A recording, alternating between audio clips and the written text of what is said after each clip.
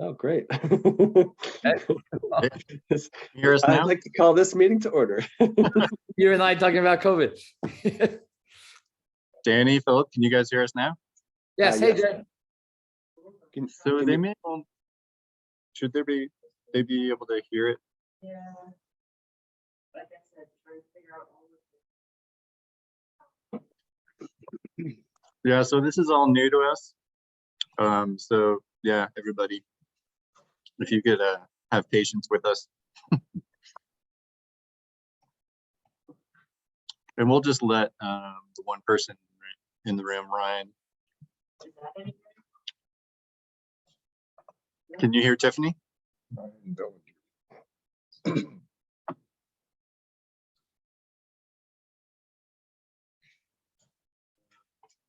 Hey, Ryan, welcome to the meeting. We're still trying to figure all this out. Are you just participating, or did you want to address the board as part of public comment? No, actually, I work at the Mercatus Center with Emily Hamilton, so I'm just here to okay. listen to her presentation, take notes on it. So I'm just here to listen. Fantastic. All right. Trying to figure out why. Yeah. Um,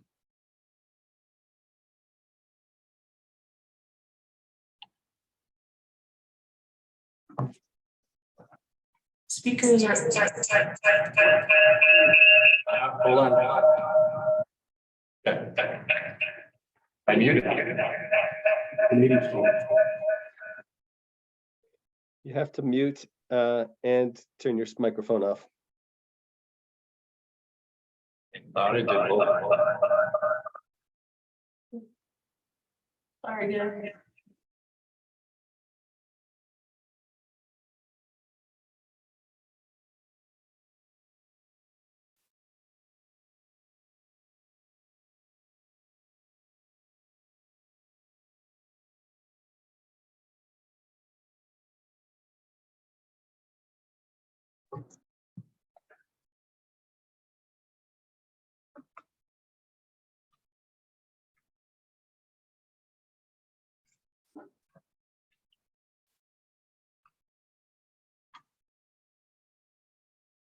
How about now? Danny, can you hear us? Philip? Yeah, that, and there's no Yes. echo. We did it. Much Or better. Tiffany did it. All right. Okay. Sorry, I'll remember those settings for next time. Shall I proceed? Yes, please proceed. Well, welcome everybody to the December 7th meeting of the Housing Advisory Board. This is our first sort of in-person meeting in quite some time, for as long as I've been on the board in any case. It's a hybrid meeting.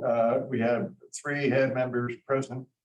And I'll take roll call in a moment, and it looks like 2 on the Zoom.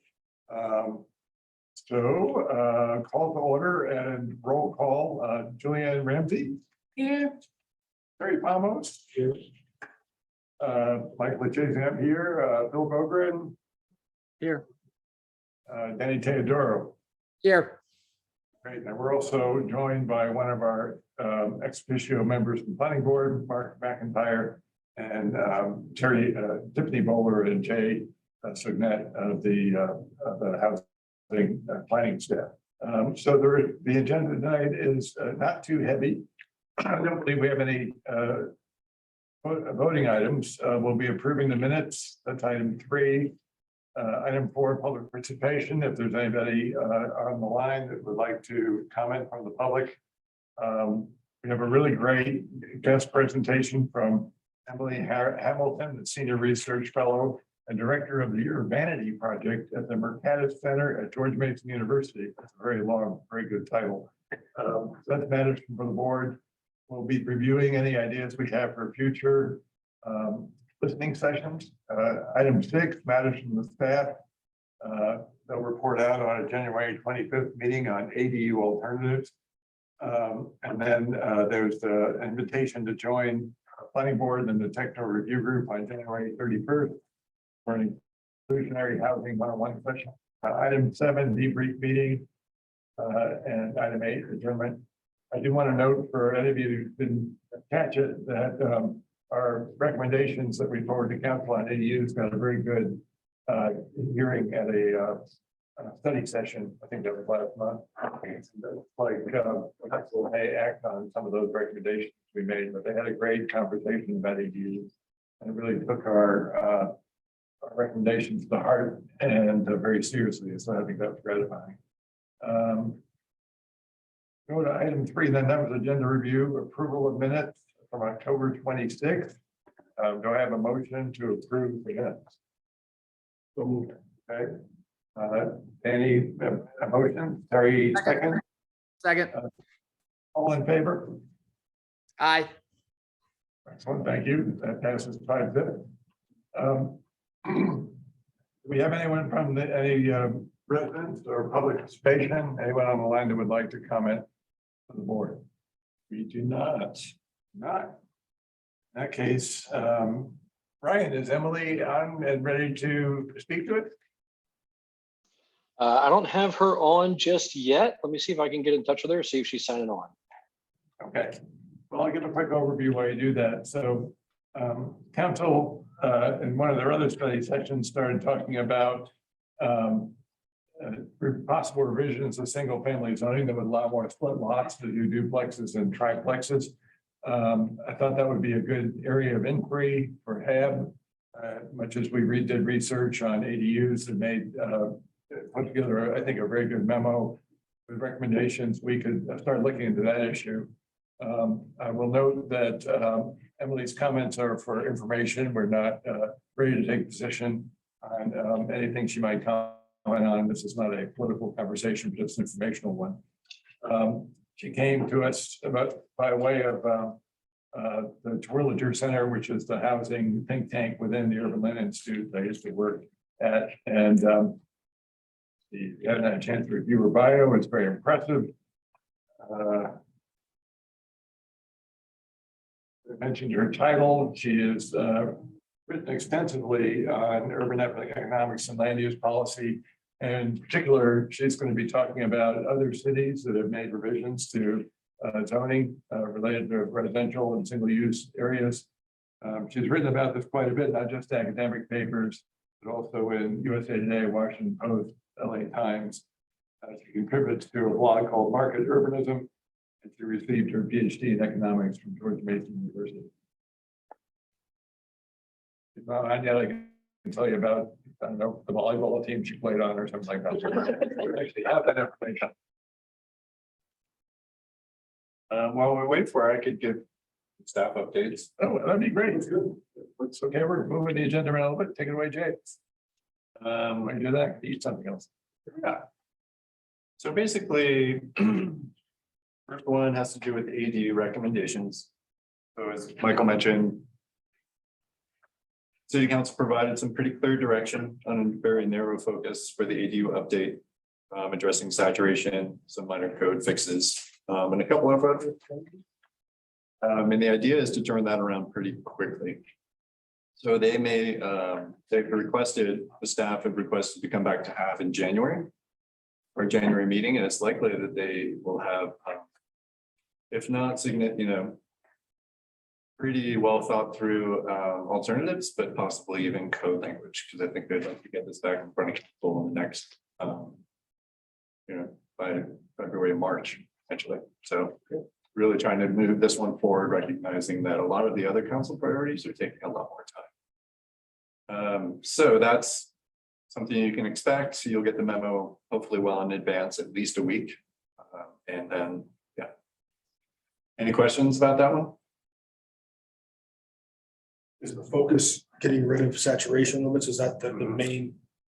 That's the number one. That's the number one issue. Mhm. And as Michael said, I think they did embrace multiple other HAB recommendations. They did not embrace that, the parking elimination. Or the more than one ADU per lot. But I believe all the others are under consideration. Although I'm not sure yours is. The pre-approved plans. Oh, Sorry. I know, that was a Hail Mary. Is there any way, other than the discussion they had at study session, to maybe suppose where council might go on the single family zoning issue? And setting kind of a timetable on it, I don't think. They have not. So my sense, just being an observer, is that they have a long list of council priorities. And I think they are super focused on the current 10 priorities, and relooking at single family zoning is not in that Yeah. list.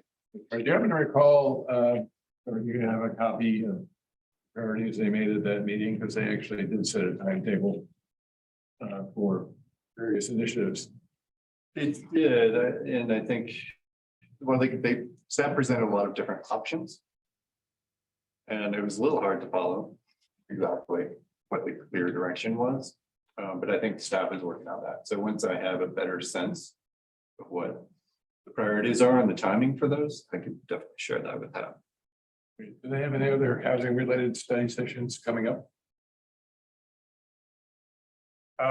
Yes, there will be a, let me get you the date. It's in January.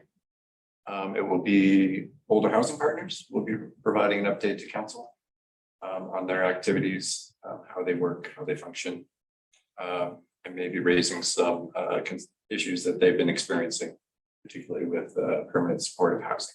February 9th. February 9th is a is- study session. Thank you. So I think that'll be an interesting one to follow, sure.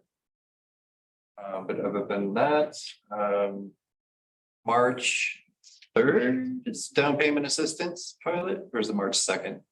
First week of March. We will be going back with sort of Second. March 2nd retooled down payment assistance pilot. So that middle income one that was adopted by or passed by the voters in 2018, 2019. So we've been working with consultants to try to figure out how do we retool that so it works. We met with the project sponsors, Bob Yates and Sam Weaver. And they provided some additional clarifications. We're going to try to see what we can put together that's going to work. People been taking advantage of that program though? Well, we haven't implemented it, Oh, So- available. so we still have to figure out a lot of things that have to do with it. But what we have done, and I think I talked about this before, is for middle income, we expanded the H2O program, the home to ownership. So we have a down payment assistance program now. It's a shared appreciation loan. That's one of- We've talked about that one. So That's in we, place, right? that's in place. We expanded it from 50,000 to 100,000 is the maximum. We expanded the upper income limits to 120% AMI. And the associated assets with that as well. That's the deal where the city lends some money. You restrict, you put a covenant on the house? No. No, so it's, they've purchased the home in the market. There's no deed restriction. Basically, the city gets whatever we put in, we get a share of that appreciation. Appreciation when it's sold. Whatever percentage that is. Correct. So we're trying to promote that more. So if you read your, I didn't realize the pamphlet that goes to every Boulder resident, it's like 20 pages long now. I think it was on page 16, the newsletter, yeah. So if you read through, made it all the way to page 16. Just, you want to go with your update, but just so I know on the screen that Emily is waiting to be let in. Oh, can you do that? No, It's not letting me do any of those things since I made you a host. interesting. There's Emily. And then I'll save the last update for later. Okay, Great.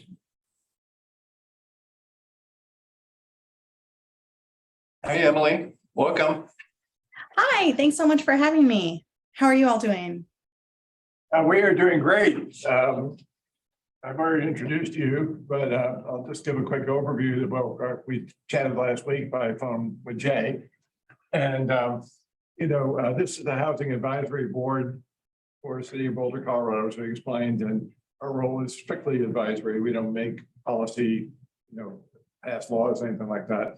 But a lot of, and so we do make recommendations to take We're going to take it seriously by our council.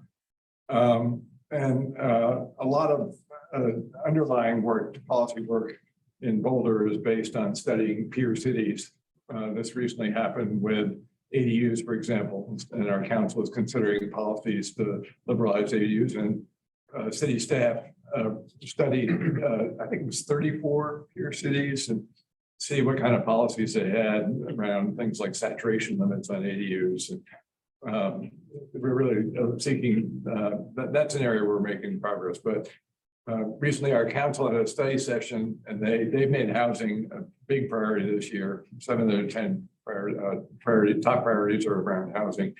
And they started to suggest that they're willing to look at this single family zoning issue, not radically in the sense that like your home is going to become a high-rise apartment building, but more like the incremental step of general infill, with a large lot becoming a duplex or maybe even a triplex. So they've just really introduced the subject. We thought we should educate ourselves about it so we can make an intelligent recommendation, and we seek to do that early next year. So with that, please take it away and tell us what you've learned in your study on this issue. Fantastic. Yeah, thank you all again. So I'm an economist. I study housing affordability and the effects of zoning and other land use restrictions at the Mercatus Center at George Mason University. And in particular, I've done quite a lot of work on the rules that make this type of gentle infill construction feasible to build in large numbers. I'll go ahead and share my screen. Oh, it looks like I don't have permission to share my screen right now. I'll fix that. Perfect.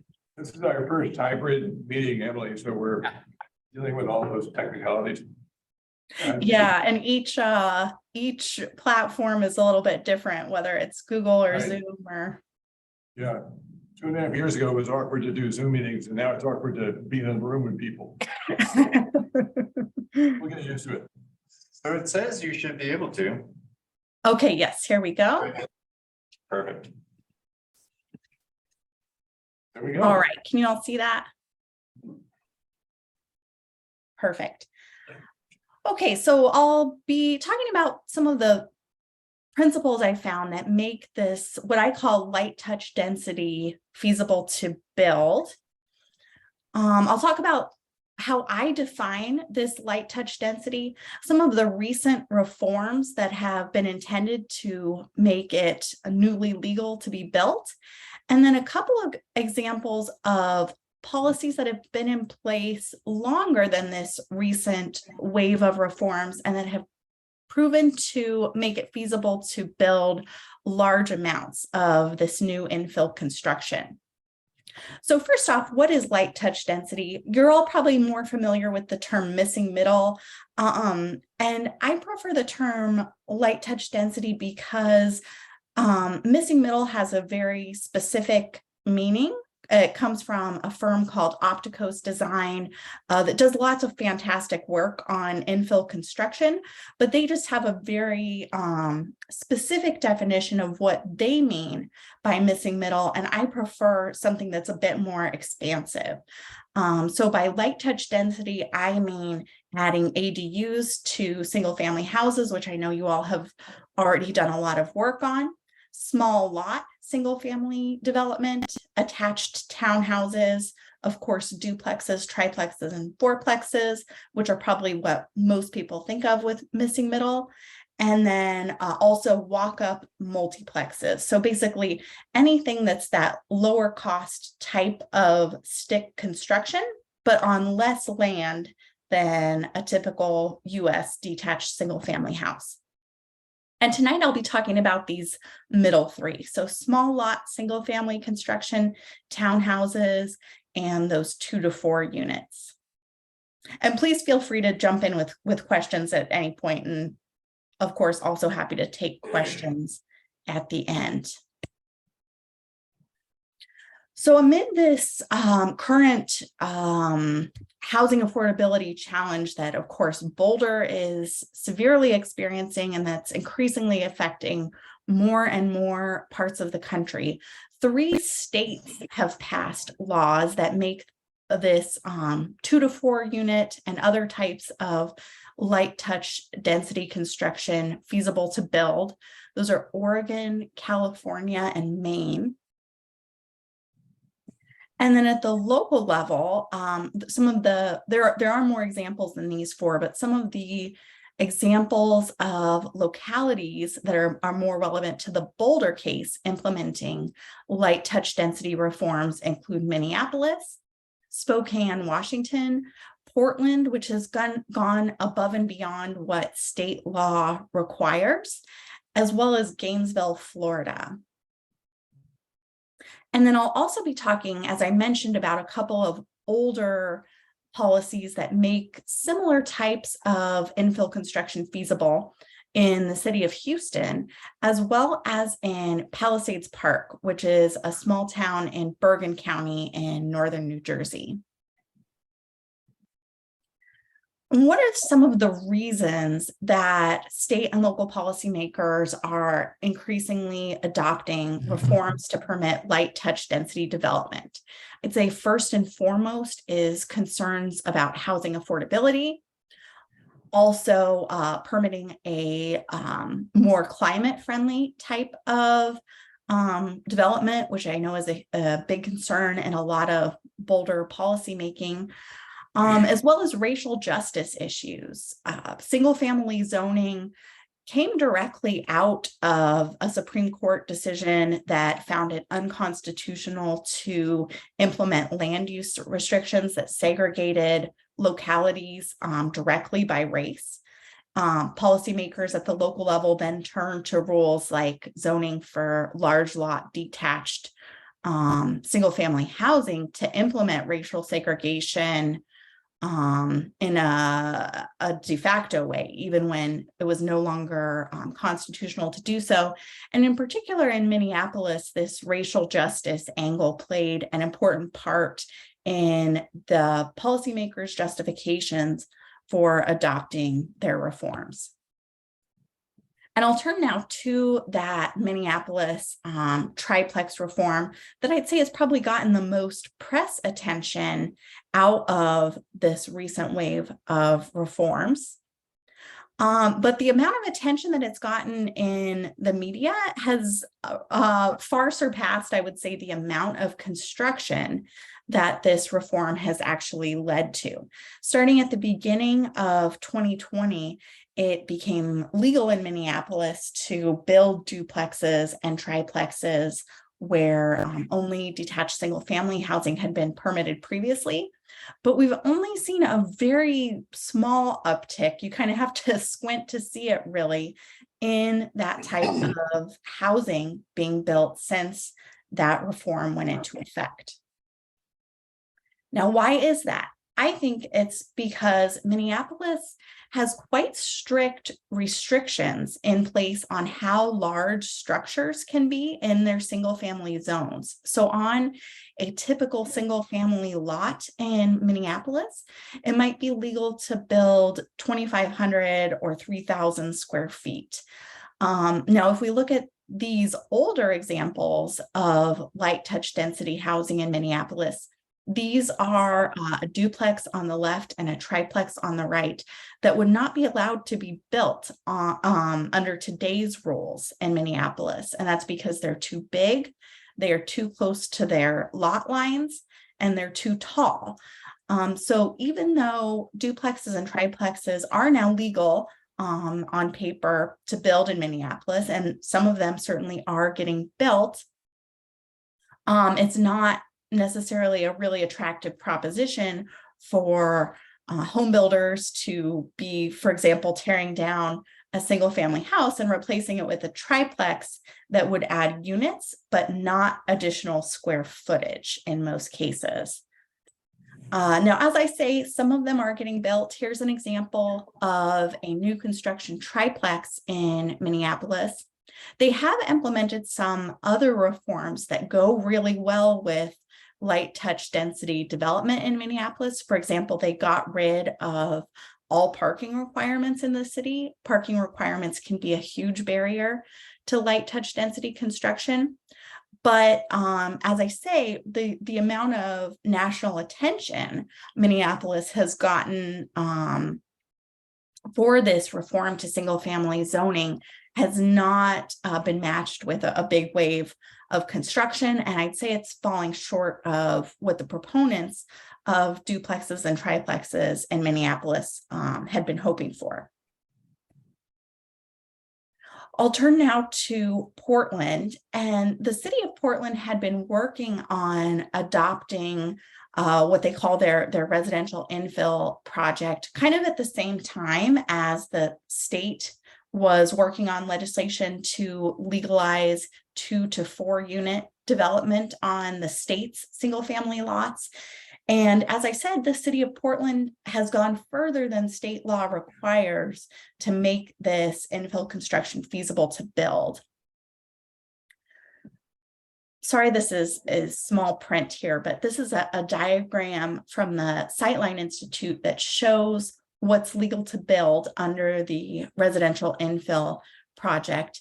And relative to Minneapolis, it's possible to build larger structures for duplexes, triplexes, and fourplexes in Portland. And interestingly, they also have quite strict limits on how large single family houses can be under their new program. So they're trying to use these limits on structure size to encourage the 2 to 4 unit construction rather than single family construction.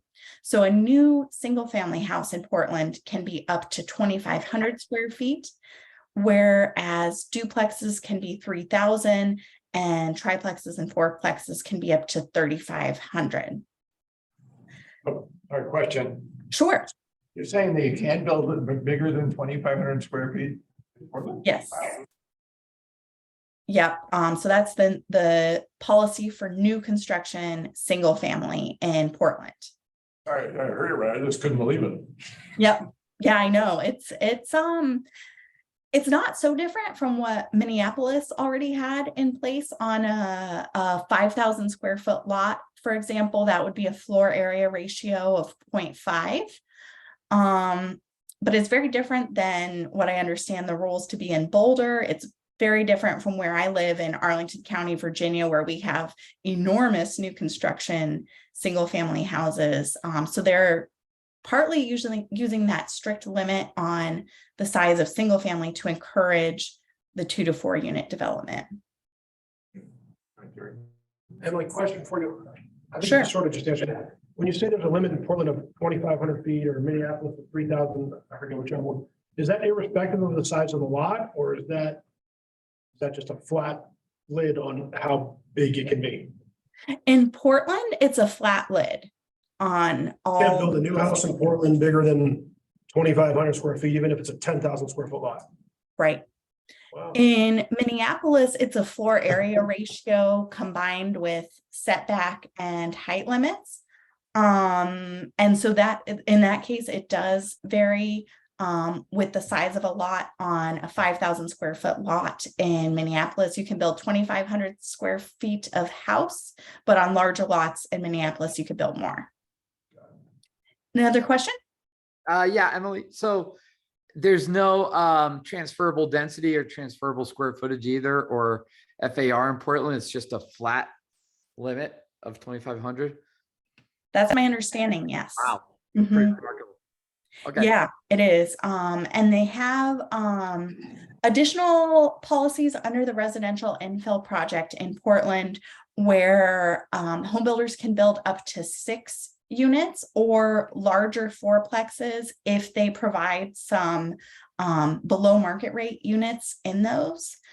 So the square footage I gave was for the unbonused square footage, but there would not be any bonuses possible for a single family house anyway around it, as far as I understand.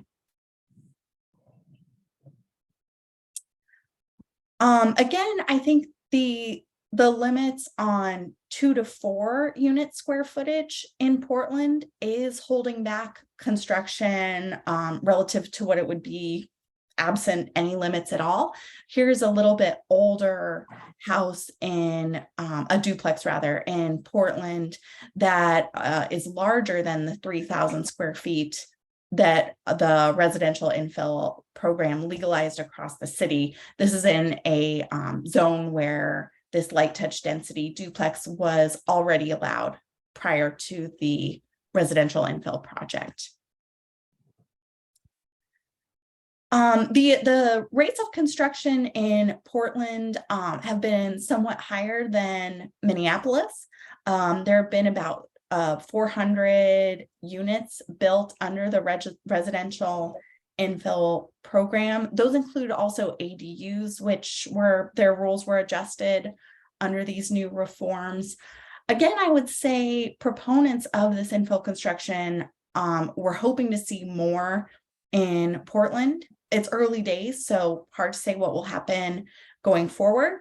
But so far, I would not point to either Portland or Minneapolis as policy environments that really unleash a lot of new infill construction. They're marginal changes that are going to have very gradual effects on their city's housing supply. I'll turn now to Palisades Park, which I mentioned is a small town in Bergen County, New Jersey. It's right across the Hudson River from Manhattan. And Palisades Park has had two-family zoning since the town initially adopted a zoning ordinance. They just never had single-family zoning, unlike much of the country.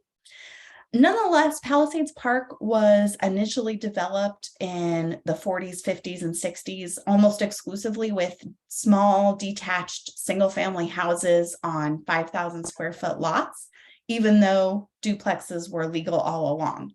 But as housing demand and land prices began steeply rising in northern New Jersey in the 1990s through today, we've seen tons of duplex construction that looks something like this. It's a really interesting town. I'd highly recommend going there on Google Street View and checking out these duplexes that you'll see on just about every block. It also has a really thriving Main Street relative to other towns in this area of Bergen County, I would argue, because it's been so receptive to population growth and new construction relative to its neighbors. And here you can see like what a typical mid-century house looks like in Palisades Park relative to the duplex next door. And you can see that in addition to adding an additional unit, a duplex in Palisades Park adds a lot of square footage. Typically, each side of a new duplex is more square feet than the single family house it replaced. So home builders here are, yes, adding units, but even more so, they are adding more square feet. And I would argue that allowing both more units and more square feet to be built relative to what's on the ground is essential for getting this 2 to 4 unit construction in significant numbers. To that point, so they don't have a square footage limit or a formula for FAR, and these duplexes can be fairly large homes. It sounds like. They can be quite large, yes. Palisades Park does not have an FAR limit. They do require 5-foot side setbacks, and they also have a height limit, I believe, of 35. I think it's 35 feet, speaking off the top of my head there. So there is an effective limit on how large the structure can be. And as I said, the whole town is almost exclusively 5,000 square foot lots. And basically their restrictions work out to a 5,000 square foot duplex as what's allowed to be built and what almost always does get built. So we're talking about 2,500 square feet on each side, plus almost always a 2-car garage for each side. And that can fill up a lot of the lot. That's what it looks like with that photo anyway. Yes, they do. They fill up a lot of the Family lot. space, housing. Okay, thank you. Sure. A great study came out today from David Garcia and his colleagues at the Turner Center. David actually put me in touch with you all. So I'll send you a link to their study as follow-up. But it includes this great quote from a builder who's building this type of light touch density construction in San Diego. And what he says is the huge factor of the uptake of housing in San Diego is their culture of yes. And I'd argue that that culture of yes to light touch density construction is equally as important as the specific rules on the books that determine specifically what's legal to be built. And we can see that in Palisades Park with this example here, where if a site is for some reason going to make it difficult to stay within the 35-foot height limit that the town has for duplexes, they allow home builders to dig down their driveways, as we see in this example here. So it's easy to build a duplex on any site in Palisades Park with these large duplex units that we see here, even if the rules on paper might make it seem like a specific site is going to make it difficult to build that duplex. The culture of yes toward these duplexes specifically in Palisades Park mean that the planners and elected officials there are going to make it work. And relative to Minneapolis or Portland, the duplexes in Palisades Park have been transformative in terms of their housing stock and the amount of population growth that the town has accommodated. Their amount of duplexes has roughly doubled from 1990 to 2020. Relative to their stock of single family houses, during this time period, Palisades Park has permitted duplex units at a rate of about 5% of its single family housing stock from 1990. So far, Portland has been permitting residential infill projects at a rate of about 0.05% of its current single family housing stock. So if we want to try to put those in apples to apples terms, Palisades Park is permitting about 100 times as many duplexes relative to its single family housing stock compared to Portland. Question, Sure. is that enough supply to put downward pressure on housing prices? Seems unlikely, but I'd be curious to know what the answer is. Yeah, it's a great question. And I'll say no for the Palisades Park case, but it's a very small town in northern New Jersey within the New York City metropolitan area. So it's really, it's a drop in the bucket relative to their regional need for housing. I would say if all of the suburbs of New York City were permitting light touch density development like Palisades Park, the affordability environment would be much better than it is today. Relative to its neighbors, new construction in Palisades Park is less expensive because each new side of a duplex is taking up a lot less land than a new single family house in a neighboring jurisdiction where that's all that's allowed to be built. One other Palisades Park fact that I'll point out relative to affordability is in 1990, before this duplex construction really took off, they had the highest effective property tax rate of all of their neighboring jurisdictions.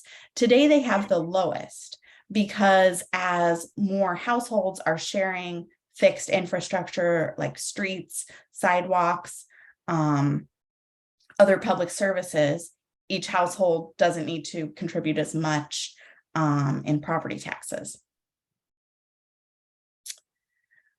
Now I'll turn to the Houston example that I mentioned. And Houston has no use zoning, so they've never had anything like single family zoning, but they do have minimum lot size requirements. But in 1998, within the city's I-610 loop, which kind of defines center Houston, they reduced minimum lot sizes from 5,000 square feet down to 1,400 square feet. Then, based on the success of that, they expanded those smaller minimum lot sizes to cover the entire city. And again, like Palisades Park, this has been transformative for housing development in Houston. These townhouses, which they call townhouses in Houston, but they're actually usually detached, have been built in huge numbers in many parts of the city. About 40,000 of them have been built in whole. You can see they come in lots of different sizes and designs. Here's an example of a detached single family house that was replaced by 8 townhouses. So again, this minimum lot size reform in Houston generally makes it possible to add both a lot of units and a lot of square footage when it's replacing older single family houses. And it's proven to be a really attractive option for home builders and home buyers there. Whereas a lot of recent talk of reform has focused on allowing more units per lot, like in Minneapolis, allowing 2 or 3 units on previously single family lots. The Houston reform has made it possible to build more fee simple single family housing. So it doesn't have that component of addressing the historic evils of single family zoning. But again, Houston never had that, that type of land use regulation in the first place.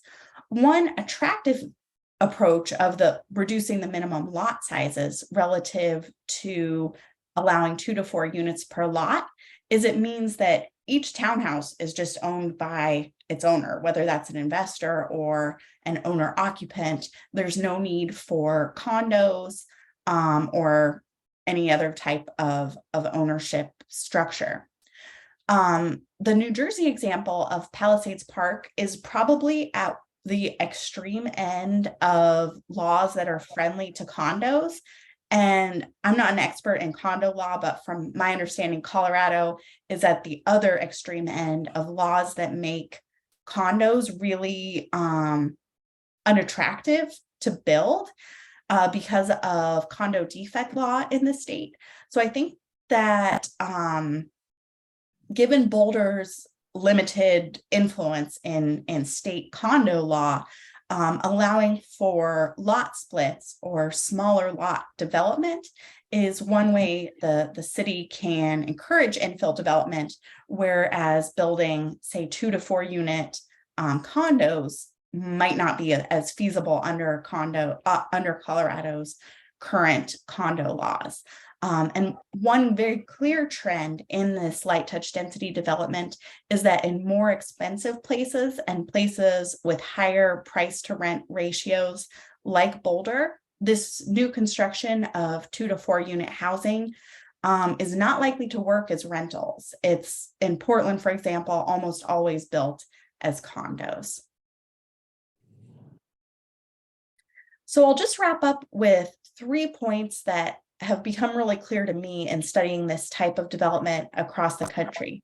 The zoning details really matter. So in Minneapolis, it's not just allowing more units per lot that will lead to a lot of construction. It's also allowing structures that make that redevelopment attractive. Policymaker intent matters. So it's essential to have planners and policymakers who are willing to get to a yes when home builders are proposing this type of project. And then the ownership structure matters. It's not likely that a rental duplex is going to make sense to build as a new construction in Boulder. And condo law makes it difficult to turn, say, a duplex into condos in Colorado.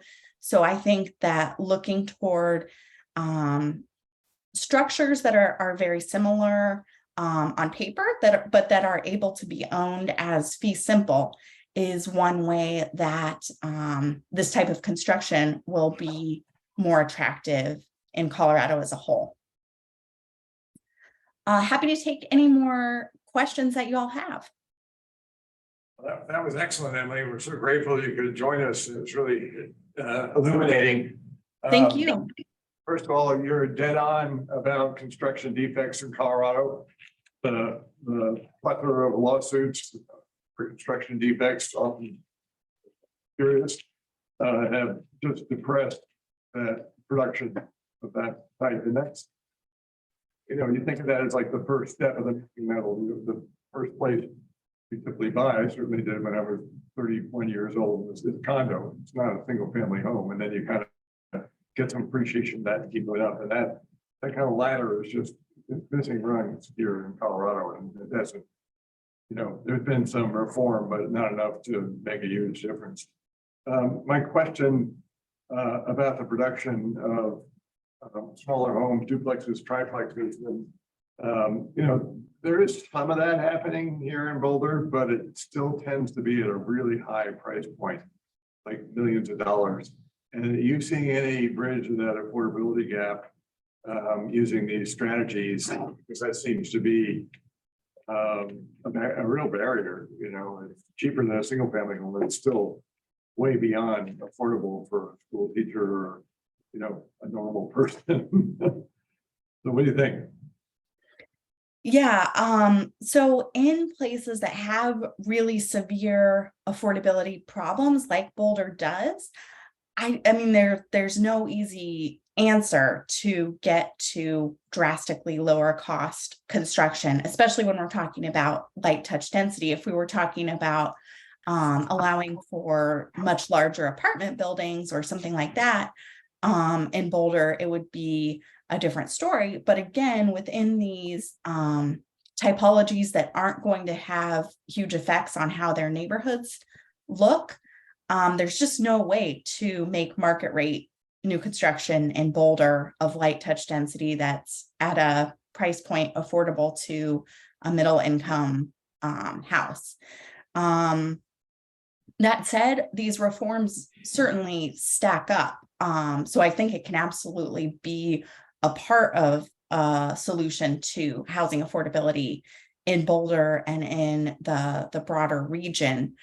In Houston, there's a just entirely different culture to housing construction. So in many ways, it's not a good comparison to Boulder at all. But I think it's interesting that the city of Houston has a median house price below the national median in spite of decades of above average population growth and economic growth. Its detached townhouses are part of that, but also its acceptance to all types of construction. Curious as to why Houston took that step, because I've only been there once. My impression is that they really have an affordability problem compared to the coast or older housing seems quite affordable there. It certainly is, yeah. But they decided to do this gentle infill approach. Was that more about trying to build up around transit or some other reason?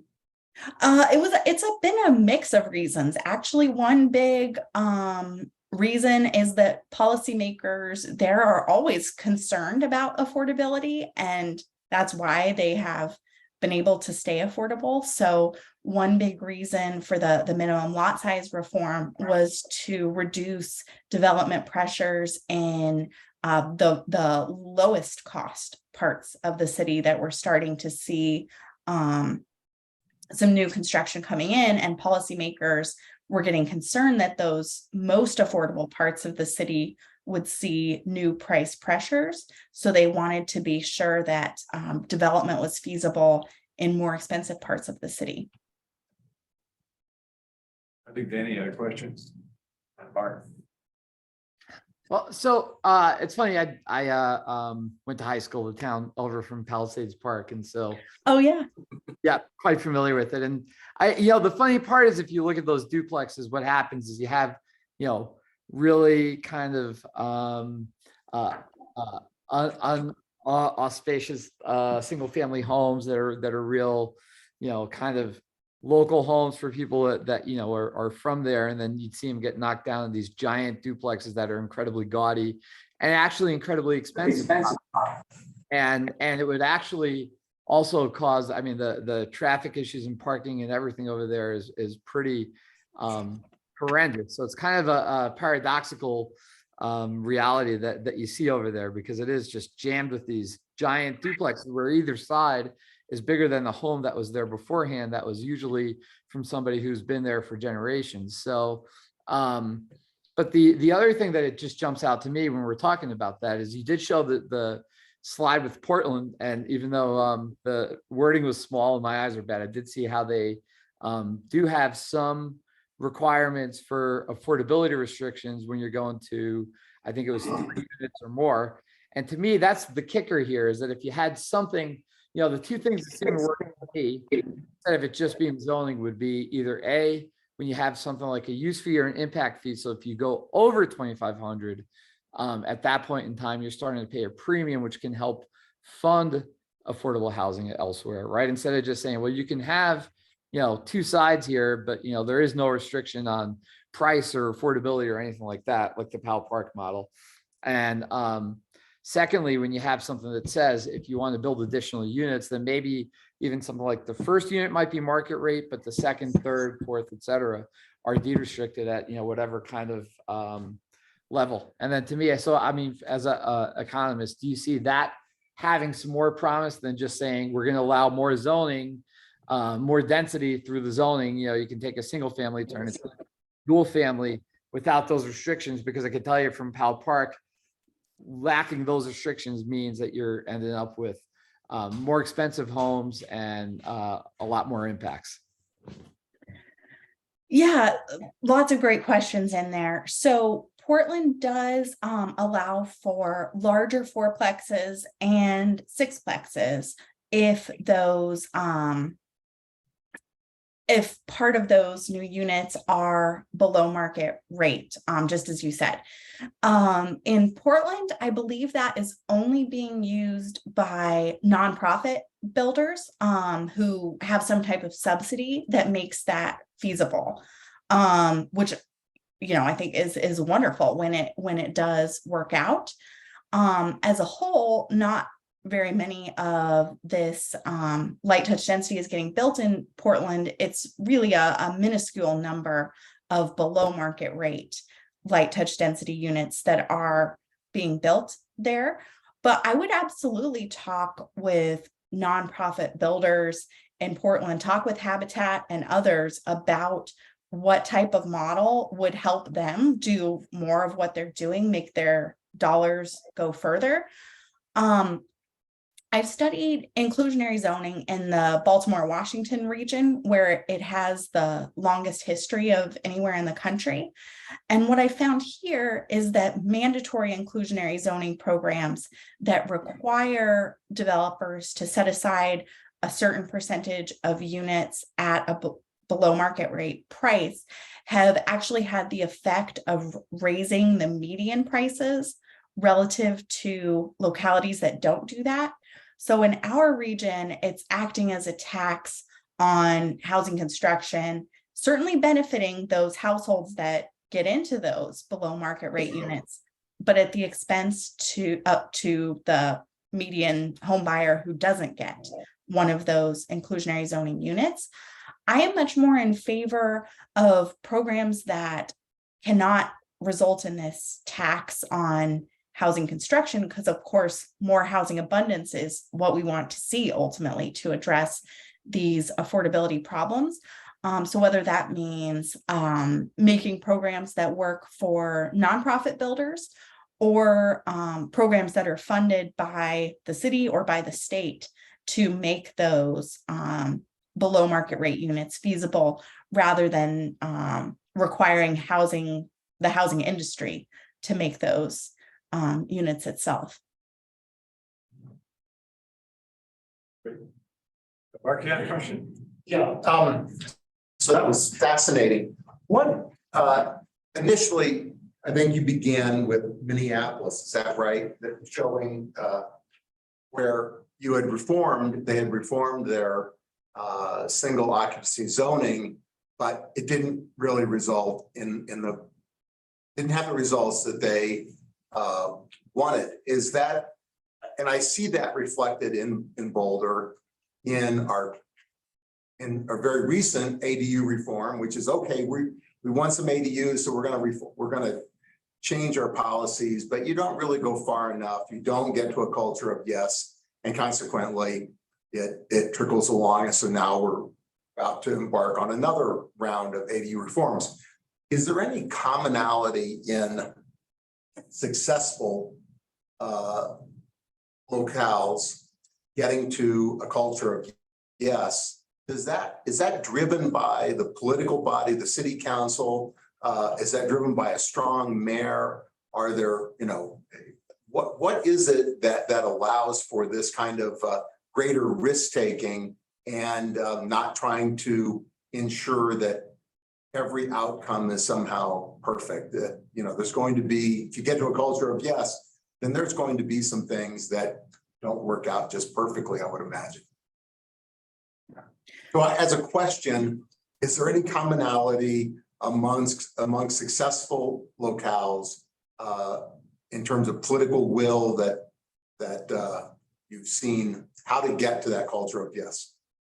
That's a fantastic question. Among the political science literature, there is some indication that, as you said, a strong mayor is likely to result in a locality that is more open to housing construction, because the mayor is representing the city as a whole rather than one specific neighborhood. So in general, mayors are more receptive to housing construction than a ward-based city council system where they are representing smaller geographies.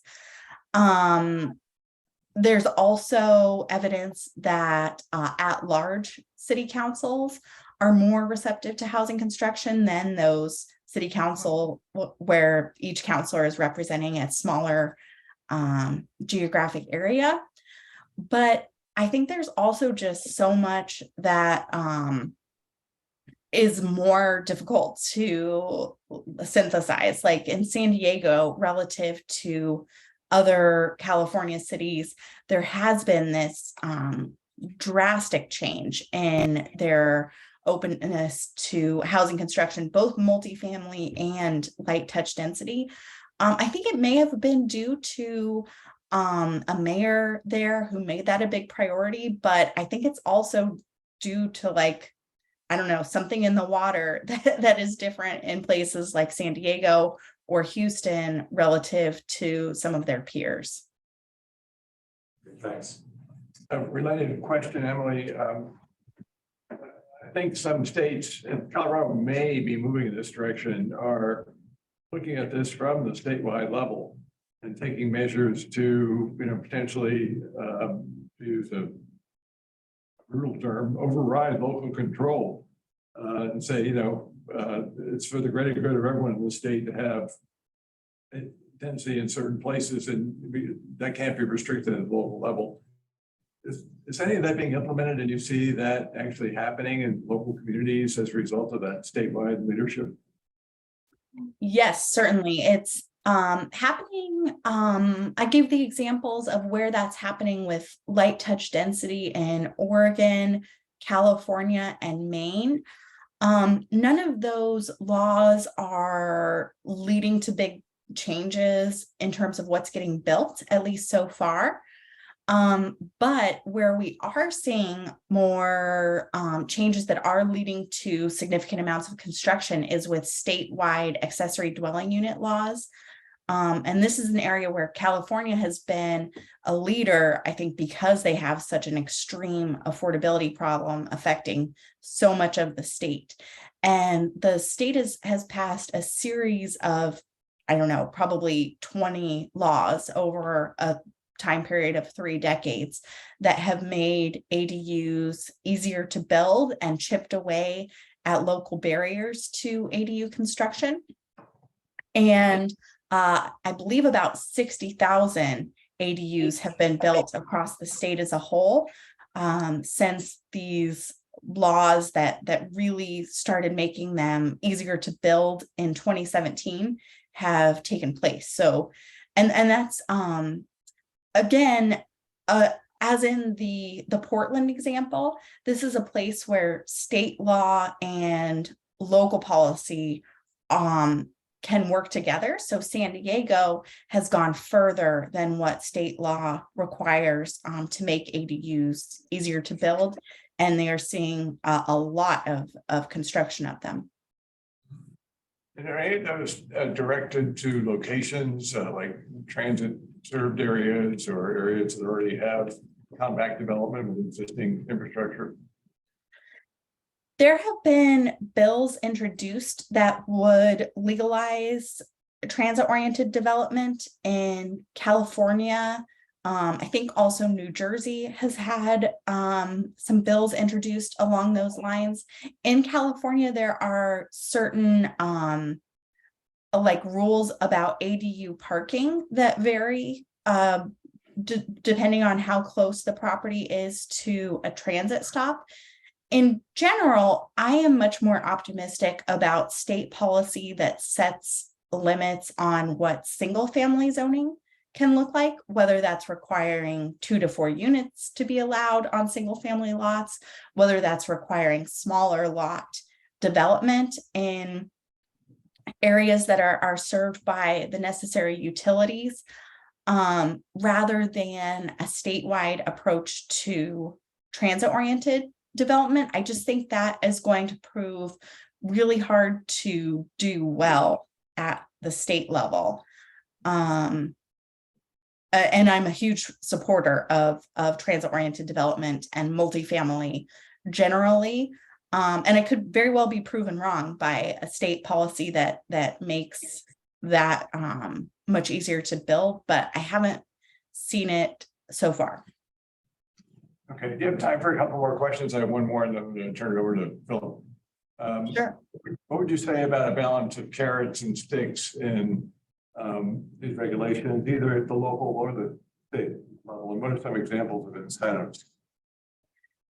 Again, this is an area where California has really been experimenting because of the severity of their crisis. And they have a very, very complicated system called the Regional Housing Needs Allocation, where each locality in the state has certain quotas for below market rate housing and market rate housing. And should they fail to meet zoning requirements that would make these quotas possible to build, those localities will lose certain types of state funding, and in some cases also lose their zoning authority entirely. That's happened in Santa Monica, where enormous apartment buildings are being proposed because the city is out of compliance with these state laws. On the one hand, I like this approach. It's a very in theory, market-driven approach where housing can be directed to where it's needed most. It's also a very expensive approach in terms of staff time and resources of figuring out all of these quotas and how zoning can be adjusted to meet these quotas and then enforcing these quotas. So I'm not, I guess I'm on the fence about whether the carrot and stick approach is better or a state setting limits on the extent of local authority to limit housing construction is better.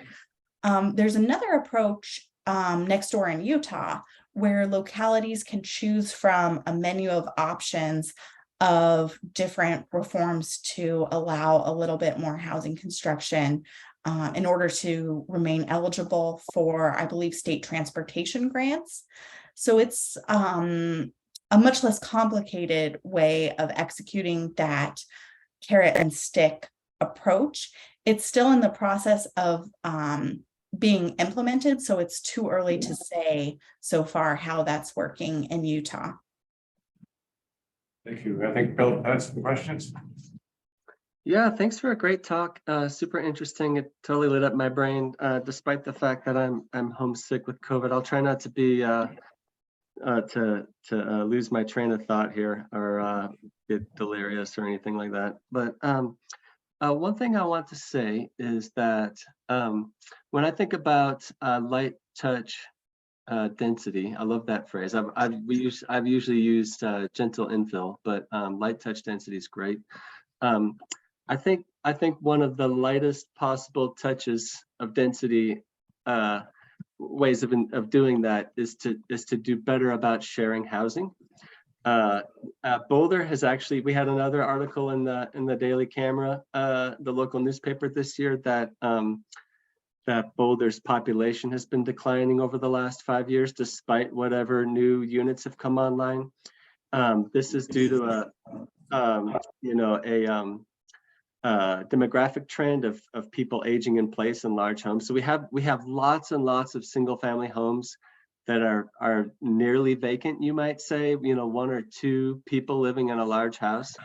And to me, that seems like there's just lots of opportunity for those houses to have more people in them, roommates, or different kinds of intergenerational family arrangements or whatever. So I guess just like one starting point is, I would love for someone to hand me a table for Boulder, city of Boulder, that said, here's how many rooms there are in this city, and here's how many of them are occupied, and just start off with that data. And I just wanted to ask you a question. Do you know of anyone who's collecting that sort of data?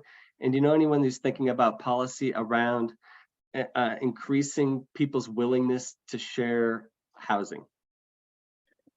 Fantastic point. I think you are exactly right. And by allowing more people to occupy an existing structure, that's one way where we can get to, as you say, more light touch density, but without any of the concerns about the aesthetics or the costs of new construction. It's like the cheapest way to add housing. It's free.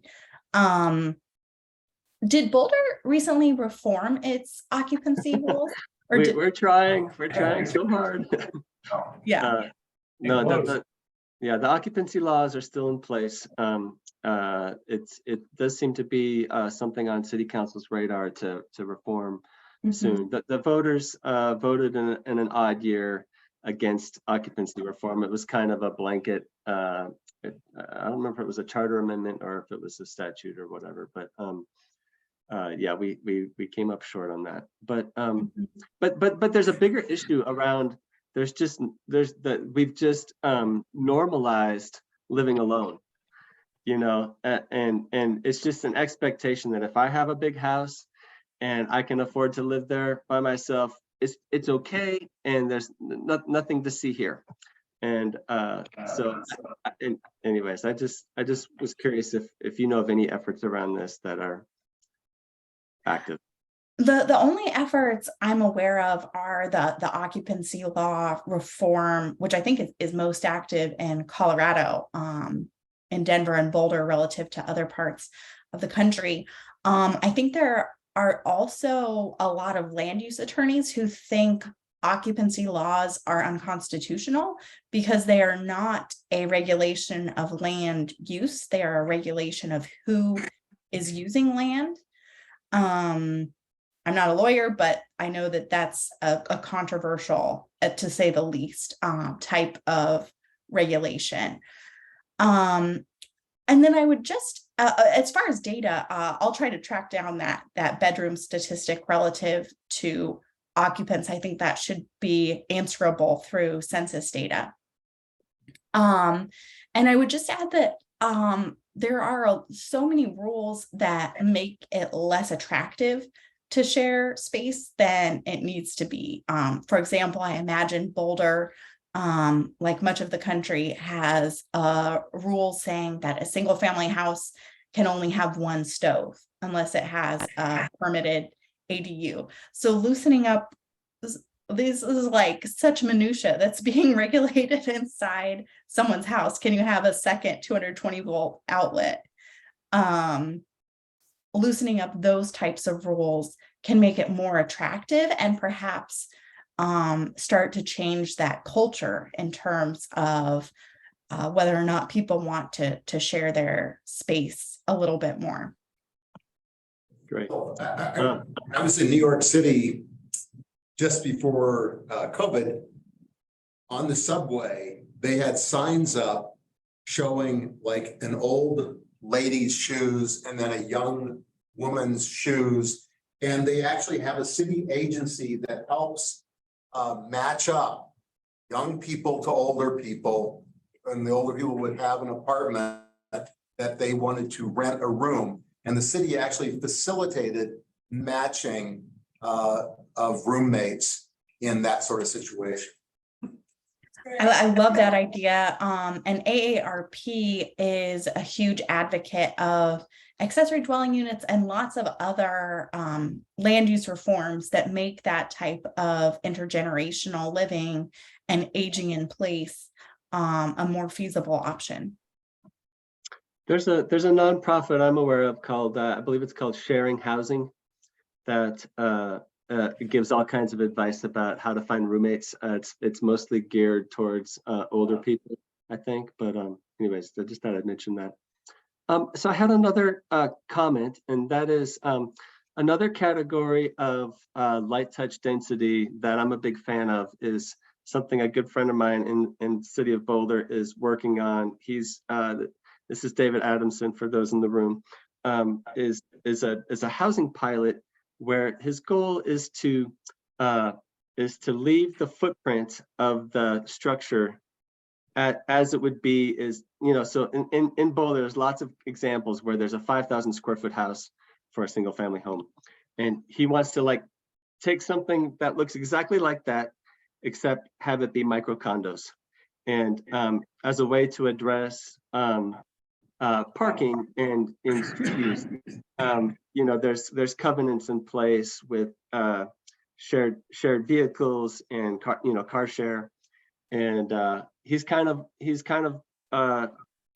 been pushing through a housing pilot initiative and has just done a gargantuan amount of work, but it's the red tape and the bureaucracy of this effort have made it difficult.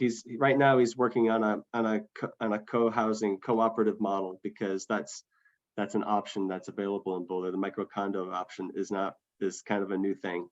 Anyways, I just wanted to put that on your radar. I have your email address and I'd like to send you the link to his project because it's really kind of an eye-opening, it's much more than a thought exercise. If you know of someone who wants to help fund the construction, I'm sure he would love some help. But anyways, I just want to put that out there as, it's not just about building townhomes and triplexes. There's, I think there's creative ways to keep the aesthetics similar, but allow for, single people to live with a very small footprint in that kind of neighborhood.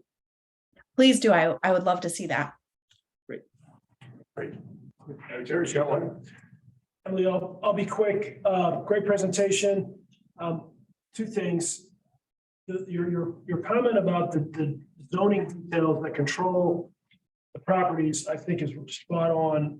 Whether the state or the city says, oh, we don't need necessarily to have single family homes on lots. The zoning controls and drives what can happen there. So I think the details of the zoning are critical.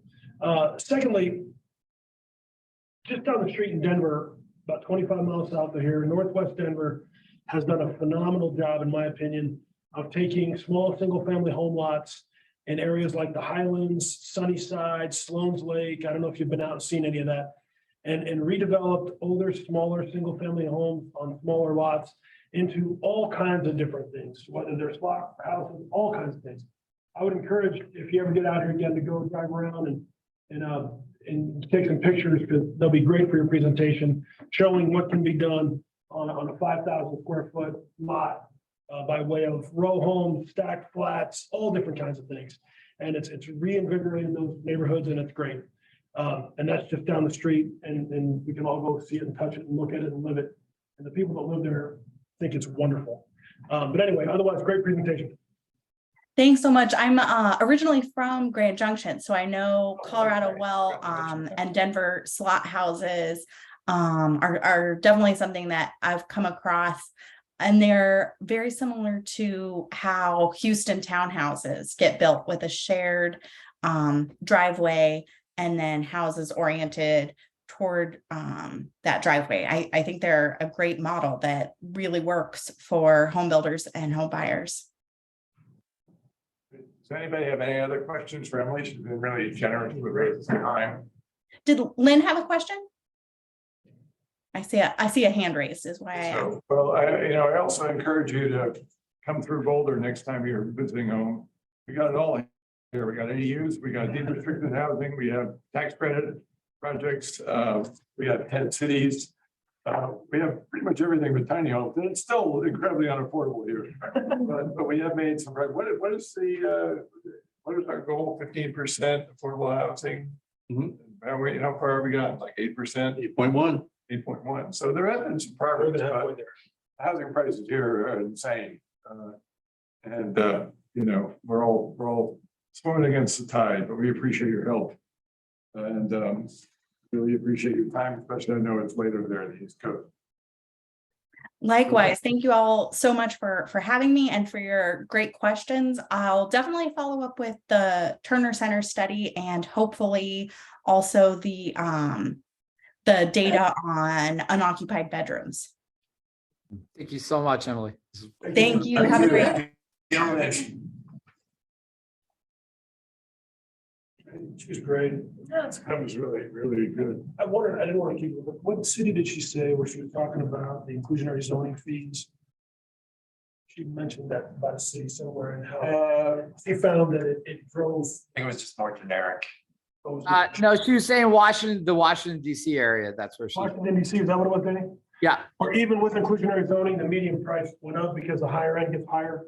right, exactly. Yeah. There's kind of silent tax. Yeah. I looked up, okay, I have some discussion about her. Absolutely, yeah. That was a great presentation. I looked up Palisades Park while she was talking, and yeah, it's expensive there, and there are a lot of ugly. Nicely said. But it's actually New York City, and they had some housing, like 3-bedroom houses for $600,000-$700,000. So it's actually not so bad. So maybe it's working. It's only 20,000 people total. It's small.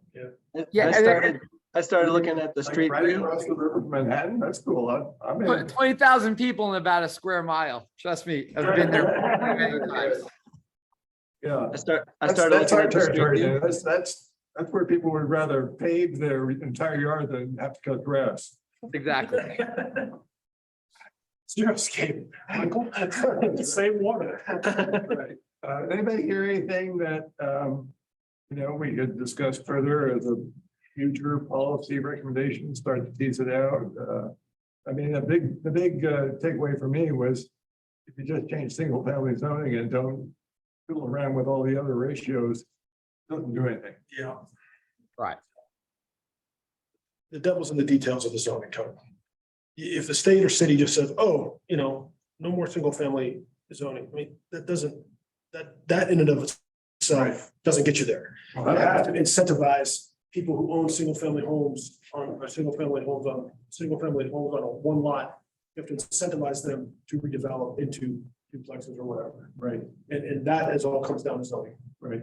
And Portland's a small lot city with, I can't believe it, 2,500 square foot cap on a new home. As I mentioned, you don't have to go to Portland, drive 20 minutes down the road, you'll see so. Oh, many- yeah, I've done it. So you know what I'm talking about? You drive around Sunnyside or Sloan's Way, it's like. Yeah. Different country. They're trying to get a more compact development, and they have a good format for it with their street grid and the small lot layout. They're not getting the results. Boulder actually, I don't know what percentage of our lots are large, but those have a lot of large lots, especially up in North Boulder. We don't have that restrictive. You can still build a big house. Oh, sure. Yeah, absolutely. It's FAR based here, right? So it's the size of the lot determines how big a house you can build. Right? That's why I was asking about that cap, about just a blanket 2,500 square foot cap on, that's, I mean, that's really, whoa, that's very restrictive. Here it's proportional, right? Big lot, big house, small lot, small house. So I think that's mainly in terms of North Boulder, not to pick on one area, but that happens to be an area that still has a slightly rural feel to it, and a lot of large lots. But I can tell you from firsthand experience, if you want to take those larger lots and turn them into smaller lots or build more than one big house on those, it's just not, it's not looked upon favorably. It isn't. I don't, that's just how it is. Well, I mean, that's I'd love to change it. that's politics. Yeah, that's, there you go. Anyone else? Any big takeaways? I had a question on chat. I don't want to bring it up. Yeah, she missed the open Okay, comment. okay. She was Wants right. to make them. She was right. She can send an email to Hab. Yeah. And I'm sorry you missed the open comment, but you can send an email to Hab and we'll respond to it. Any other big takeaways from Hab board members?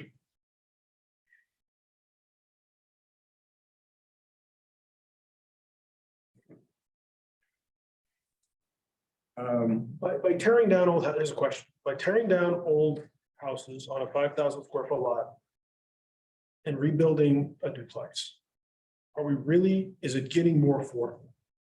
Right, that's the question, I don't- and I don't know if it is. More affordable, And versus doing 3.5 million. Back up one step. Yeah. That old 1950s bungalow that's all over town. Right. Let's use our city. Boulder, Newlands, Old North Boulder, pick a place. You know, you tear down, you have an existing 1,000 square foot bungalow in Old North Boulder, right, on a 7,000 square foot lot. Right now, that's worth $1 million, even if it's not very nice. It's $1 million, period. If we allow, as a city, take that 1,000 square foot bungalow on a 5,000 to 6,000, 7,000 square foot lot and allow a duplex. You gotta pay $1 million for the dirt and you gotta build a duplex. And even if whatever, each side of the duplex is now 1,500 square feet. Right, a 3-bedroom, 2-bath duplex times 2. So now you have 3,000 square feet where a 1,000 square foot house used to be. That 1,000 square foot house was $1 million. I haven't done the math, but I almost can guarantee you that each side of that new 1,500 square foot duplex is going to be is going to sell for a lot more than $1 million. right. You see where I'm going with this? Right, Terry, I think you just need to look at, the Highlands in Denver. You need to look at Sloan's Lake. I mean, I'll admit, I had a client, worked for it. They took a lot of those old bungalows that used to be over there. They popped them with duplexes, and you'll see blocks full of these really tall, skinny duplexes throughout those neighborhoods. And they're incredibly expensive, where those neighborhoods used to be a lot of local people, a lot of ethnic people that lived there for a long time, maintained it. Now it's completely bougie, right? And so No. and that's the reality of it. And and I can tell you again, growing up right next to Palisade Park, and every single town's got that same kind of scenario in that area.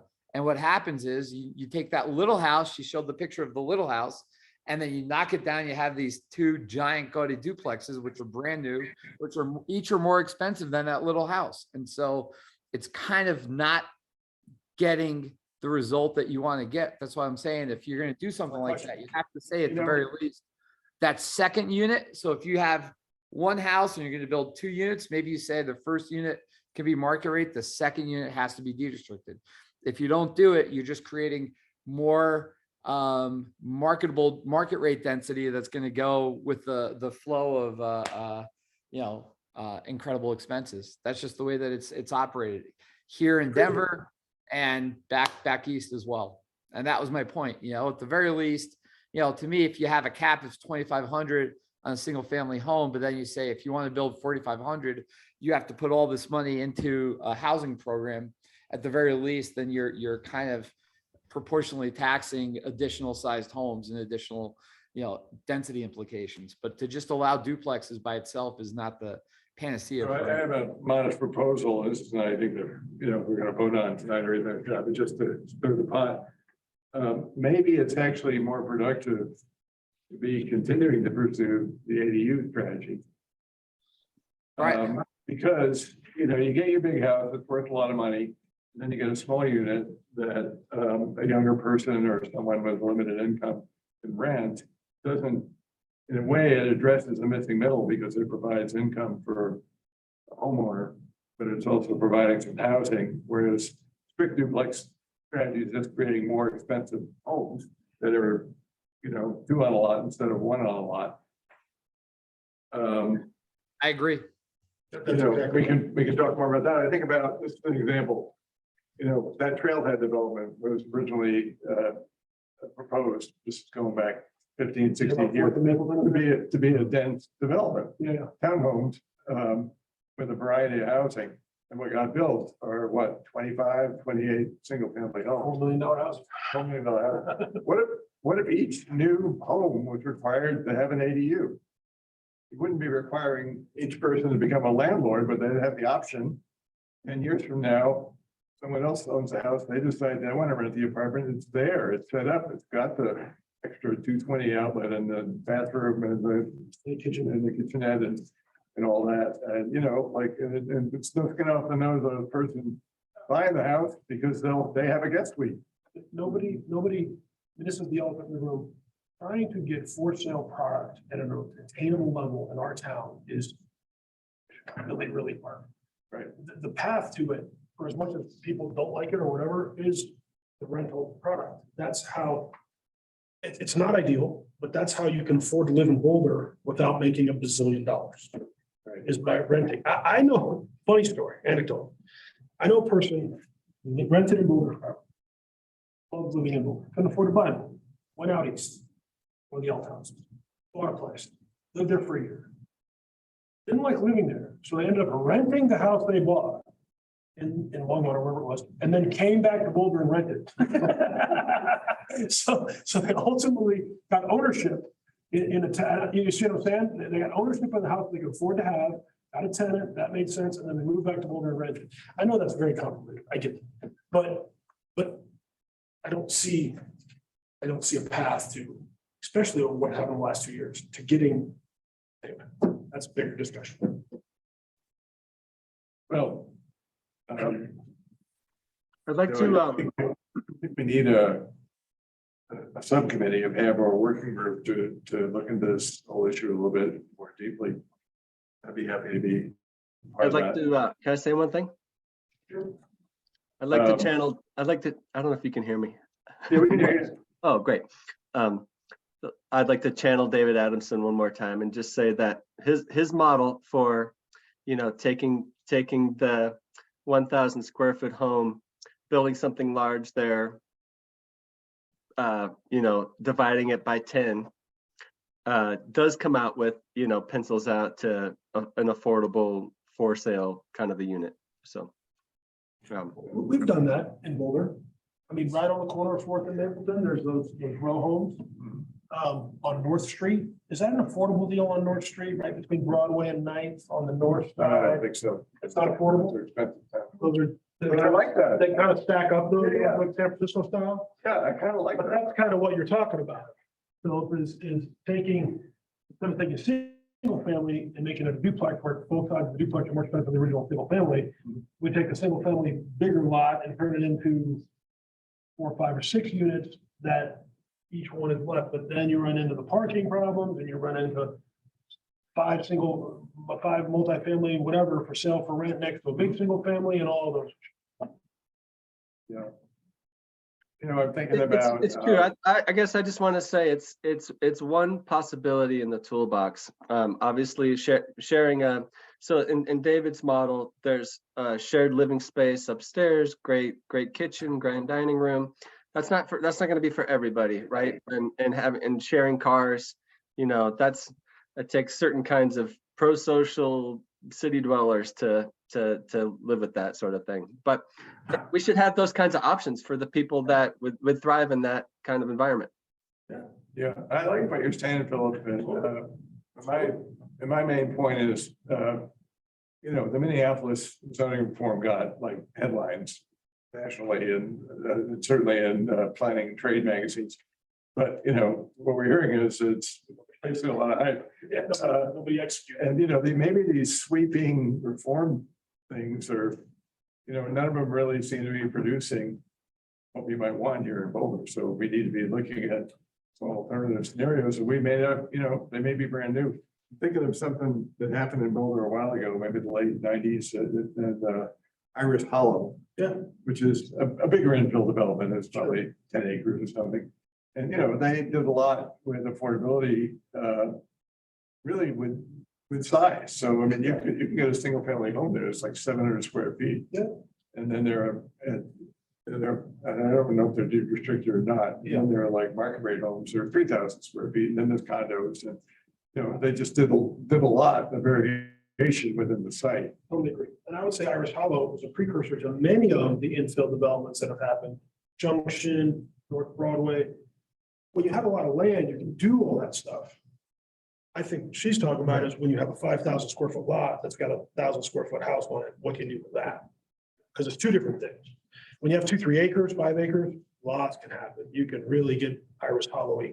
And I think Iris Hollow is great. But, there's not a lot of those left, if any.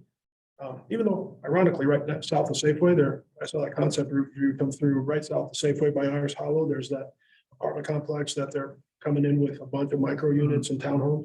I thought that was interesting. The one that Coburn and Carmel covered. That's on the other side. That's the old Sports Authority. Yeah. Walgreens. Safeway. You know where Safeway is, right? Yeah. Just immediately adjacent to Safeway to the south, kind of behind Dunkin' Donuts and Taco Bell and all that over there. Right along the creek. It's a big deal.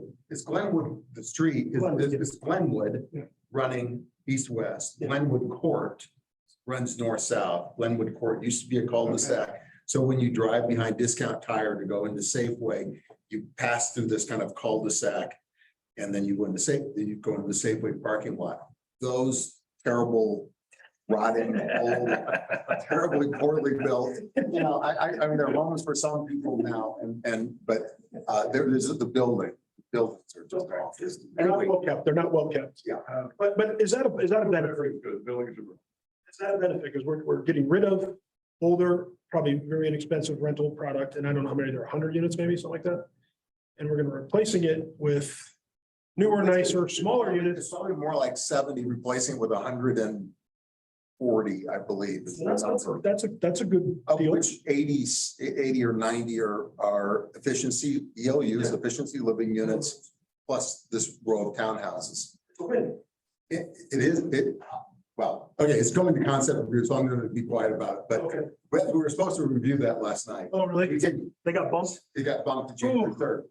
But it's a super interesting project. Yeah, it's cool. And, yeah, no, it's very interesting. I like it.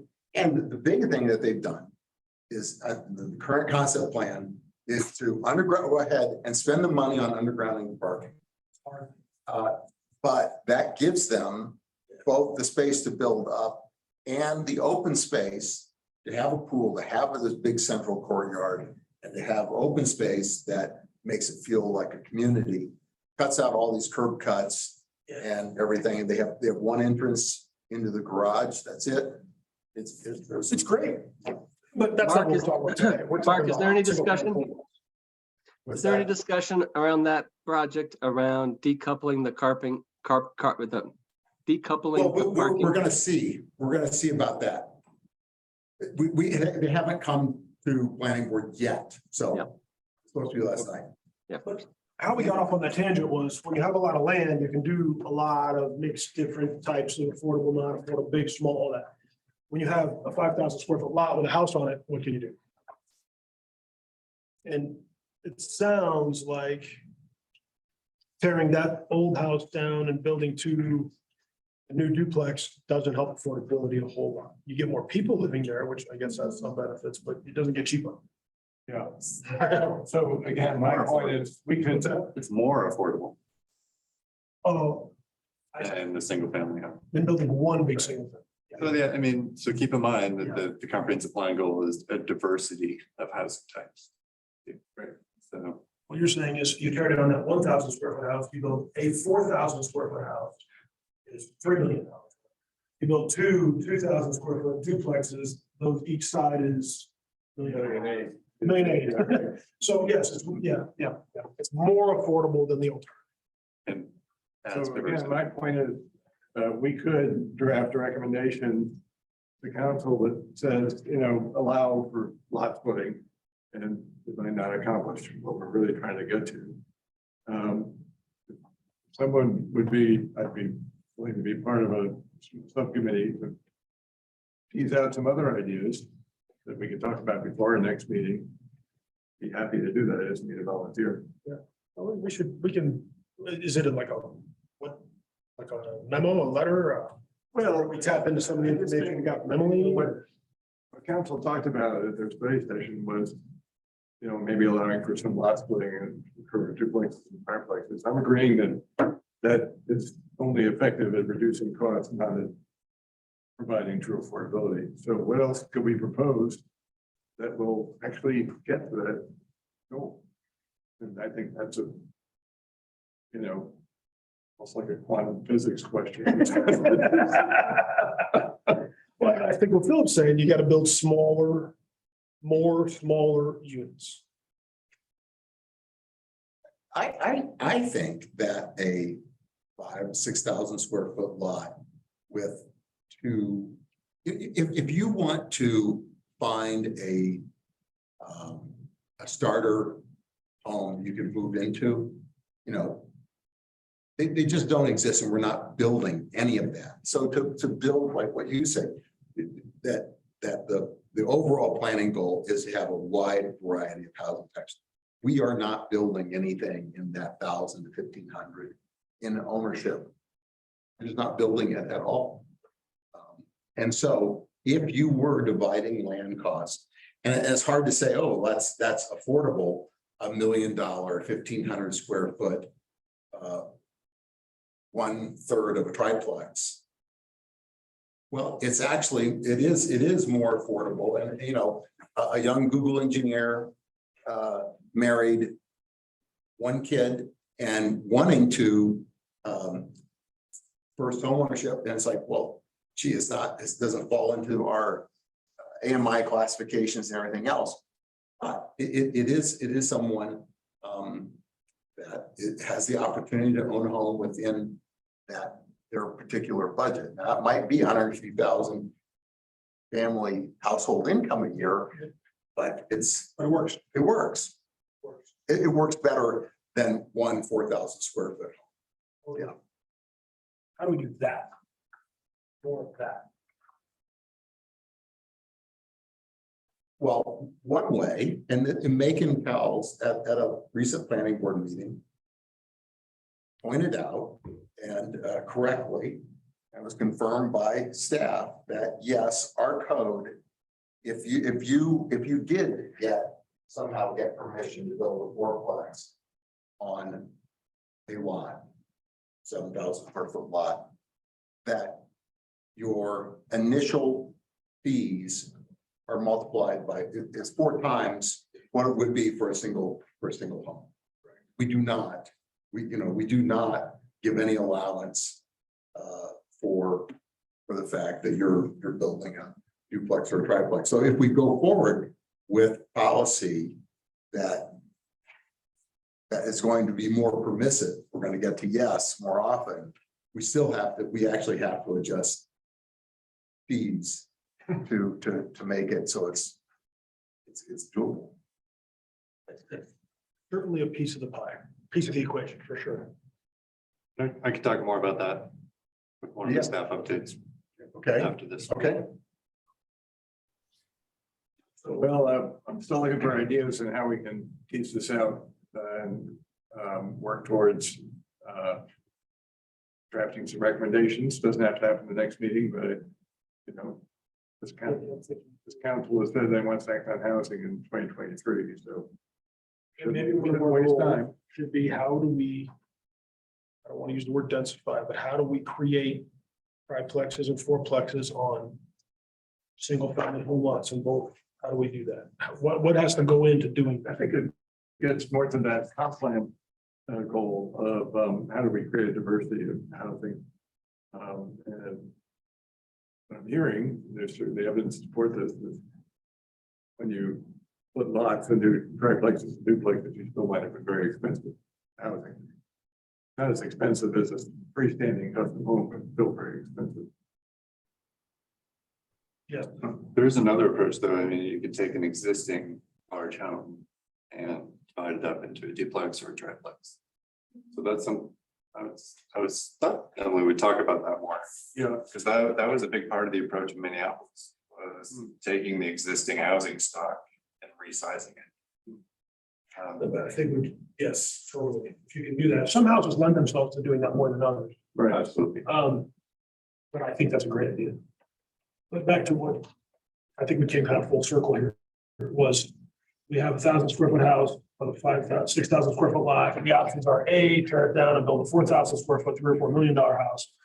B, build 3 1,500 square foot townhomes or 4 1,000 square foot townhomes.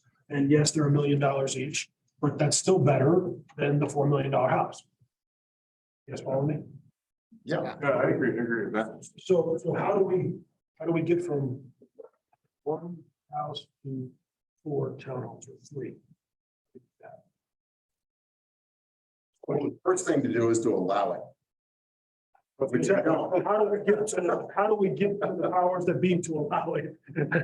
Well, you know, as evidenced by the ADU discussion, it takes a group of motivated, enlightened citizens to push council. I mean, you know, the whole ADU thing, it happened because of you guys and because of Better Boulder contributing and stuff. It's, you know, it hasn't happened yet, but I think it will. I think it's got momentum.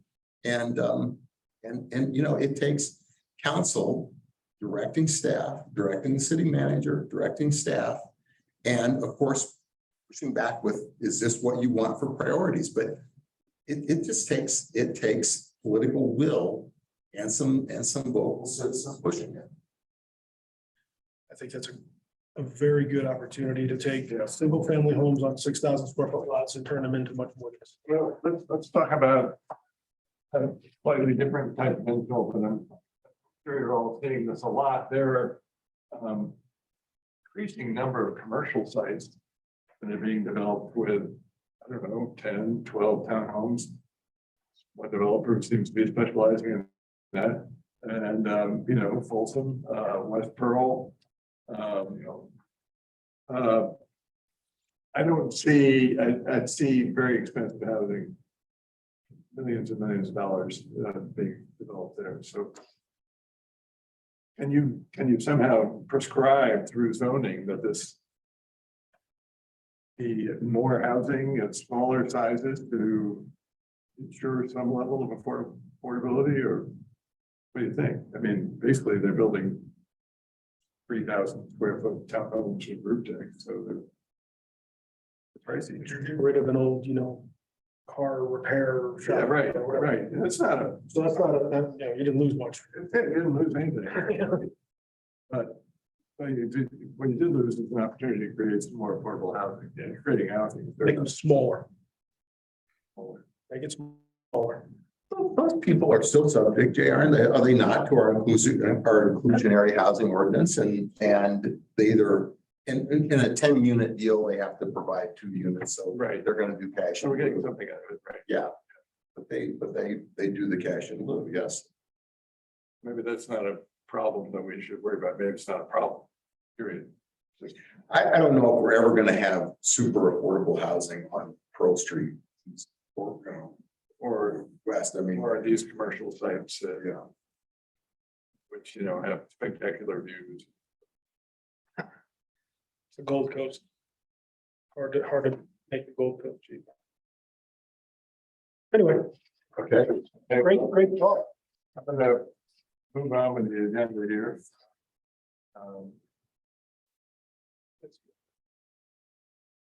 You got, listening session topics, original elections here. I think the next thing was, listening sessions. I think I got a couple of ideas on that, and I can't remember what they are. So whoever had those ideas, please repeat them and we can talk about.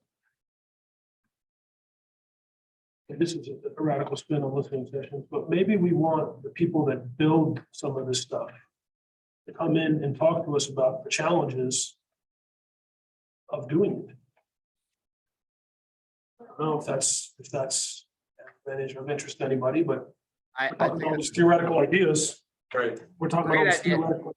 I mean, here's the thing, we can theorize on all these issues, but when it comes to the brass tacks of the people who are building it, the costs and challenges of building it and how we get those products delivered, we were just talking about the notion of, can we take larger homes or homes on larger lots and split that into 2, 3, 4 units as it may be, and really want to hear from the builders and the developers in terms of what the challenges are for that and what kind of things could help facilitate that, and to have it done in an affordable way. And so I think it's important to get, both sides of the story if we're talking about those things, because certainly there's a pragmatic aspect to it. So I think I would love to hear that. Yeah, sometimes I think we like talk before and share thoughts. Yeah.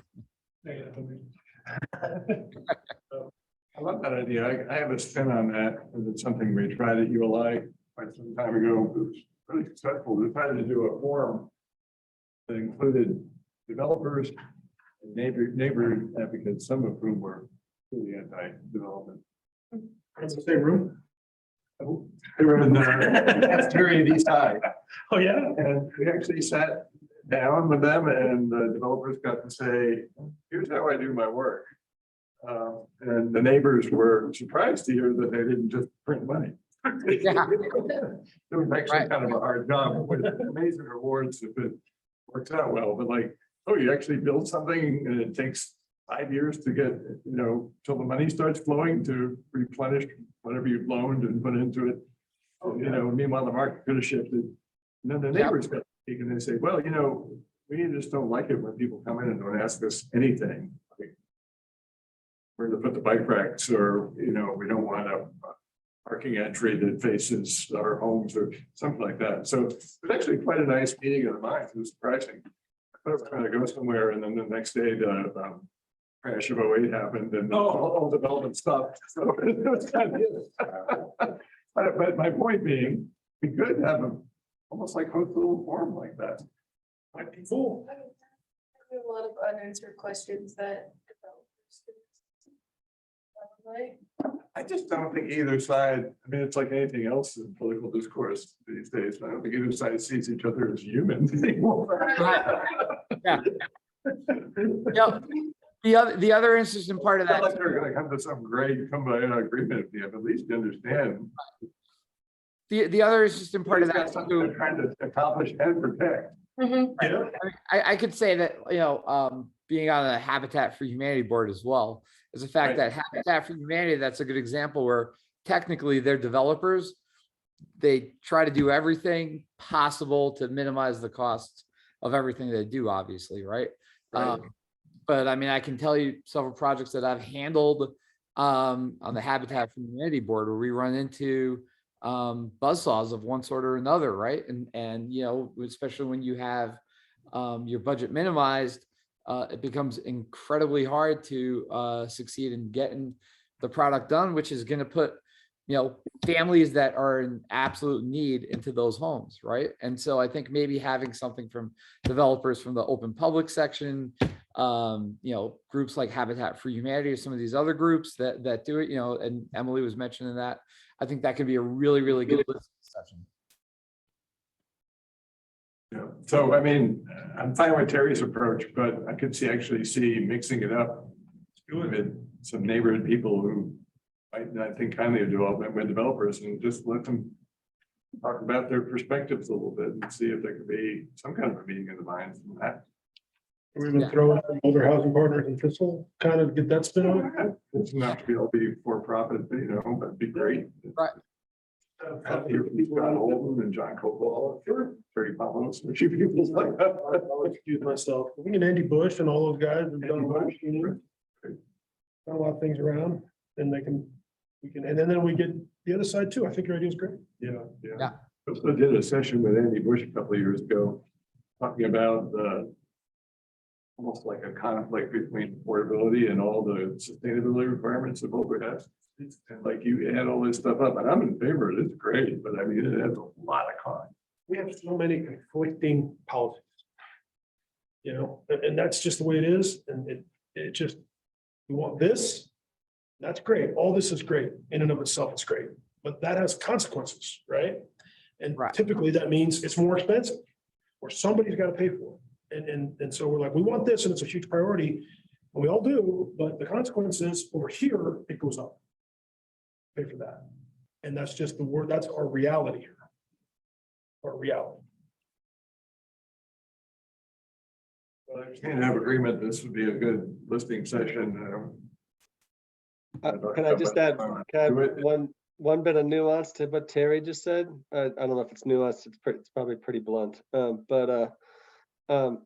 You know, for decades, I feel like people came to, sorry, I'm a little short on words. The point I want to make to add to what Terry just said is that for a very long time, a lot of policy was explicitly about protecting home values and making sure nothing would ever devalue a home. And so it's not just like it's unintended consequences of complicated and conflicting policies. I mean, what we have is actually kind of a deliberate effect. You know, it's the effect of being very deliberate about always protecting home values. You know, we don't say that out loud anymore because it's just not politically palatable. But it was. Actually, I have a spin on that. I have a spin on that. Yeah. Are you, so you don't? See, I see it differently. I think all of the urban service district, the blue line, all that wasn't intended to elevate home values. That was just a consequence of it. It was intended to have a compact city. We didn't want sprawl. We didn't want stuff on the mountains. We didn't want what all these other places did. We didn't want San Diego. We didn't want New York or whatever. So we wanted to have a compact city with clear lines and develop here and not there. And we went out, we bought thousands of acres of open space to preserve it so it didn't get built. The consequence of all those wonderful environmental and positive things, the consequence, intended or unintended, was that values went crazy. I don't think we went out and did all that with the idea of that's going to make all of our housing prices go up. Maybe I'm too altruistic. I don't know. Yeah. I think that's absolutely the case. I mean, everywhere, you know, once you mess with you know, with restrictions, there's going to be that natural reality of that the price, you know, it's just taking with supply and demand. And, you know, I think in places like mountain towns and Boulder, where, you know, we've had a lot of those various sort of policies, and they've served very, very well in a lot of different perspectives. But this is the one reality of it that we're facing now, which is even that whole paradox that you create a highly desirable community by doing all those things, which then jacks the prices up. And so, I mean, you see it in every single one of those communities. So there's a very real aspect to the notion that it wasn't just to protect the value of a home, but in community building and protecting those other values where it's not the value of the home, but the value of the community. You increase the value of the homes in the community. That's what the paradox that we've run into. All these policies have that go back to Paul Danish and the comp plan and all that stuff in the 70s, was that 70s, 60s, 70s? I can't speak for them, but I don't think they were sitting there going, we want to do all this because we want our housing values to be really high. I don't think that was the purpose. That was what happened, but I don't think that was the intent. That's just me talking. Well, that's a point well taken, but so if we were on the board when we heard the presentation from Clay Fong about the history of racial inequity in Boulder planning and zoning. No, but I did go watch the equity symposium and saw his keynote. Yeah, he did the same presentation. Yeah, you know, more of this is, I mean, this is a national phenomenon within the US. And a lot of it's baked into Boulder, going back to its roots. well, exclusive of what Terry was just talking about, we were not exempt from types of single family zoning and exclusionary zoning that shaped a lot of American development. So, we do have some areas where we need reform. We need to address to try to level that playing field a little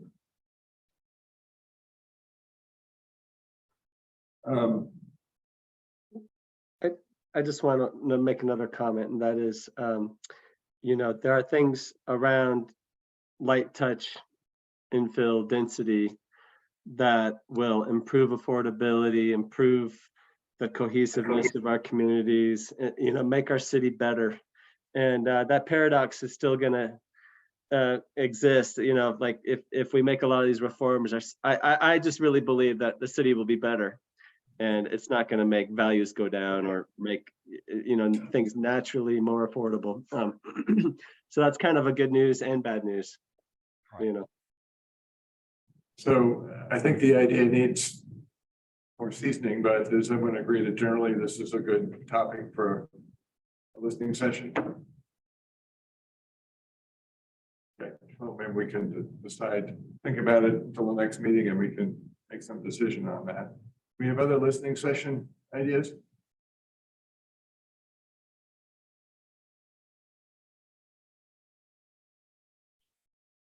Well, that's a good one.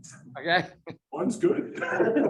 one's good. I think one's good to start and focus on. That's all you need is one. Okay. Hey, did you finish with your matter from the staff, or do we need to go back and? Just one more. Okay. So we talked about the ADU discussion that we'll have January 26th.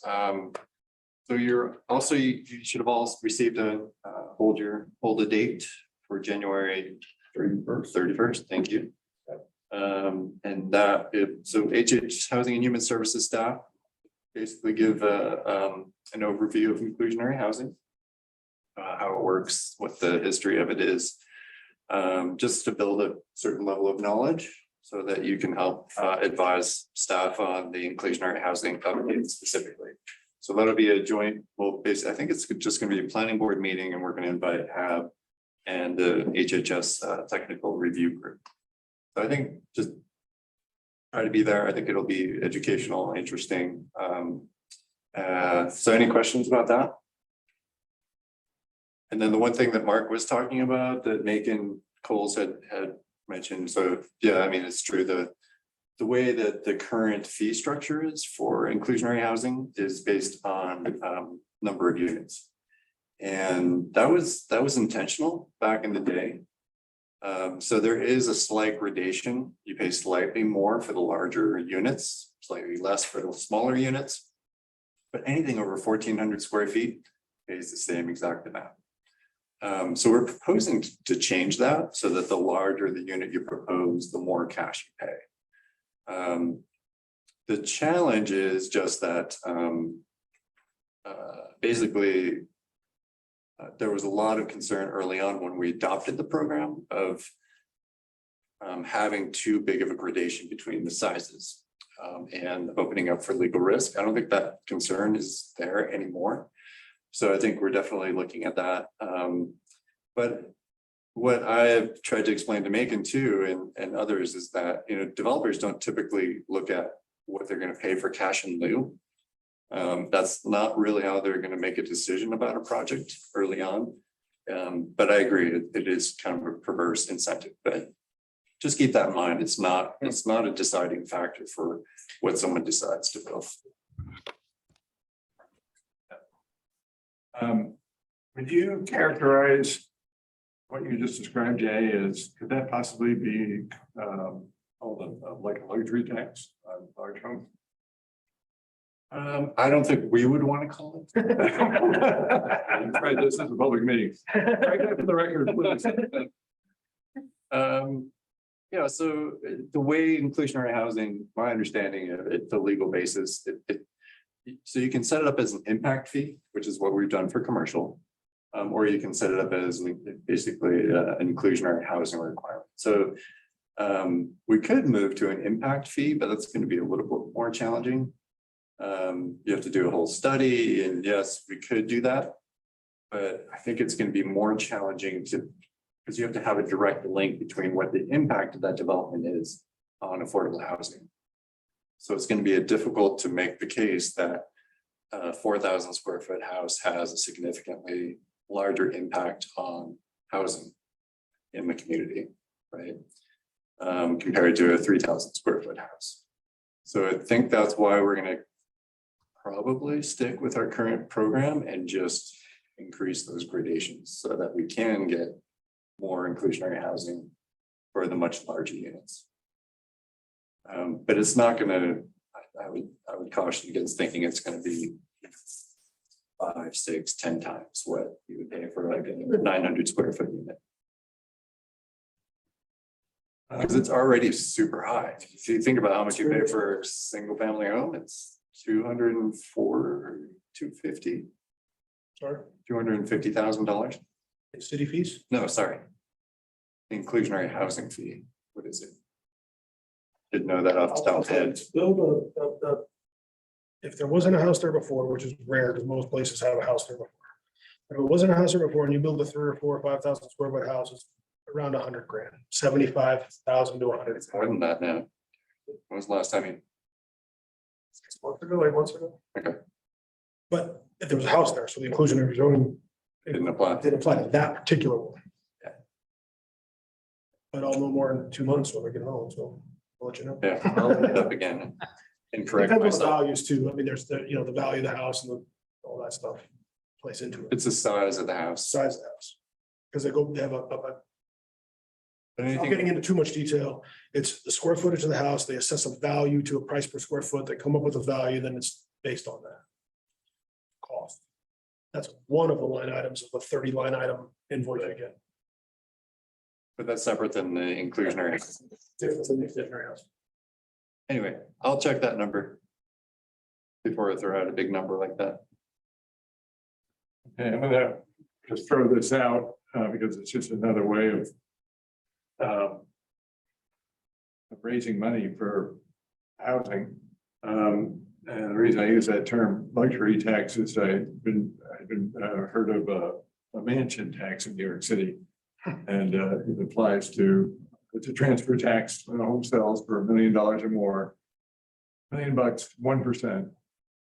25 million bucks, which is not unheard of there. It's 3.9%. My understanding is that that money is plowed into the transit system, specifically the subway.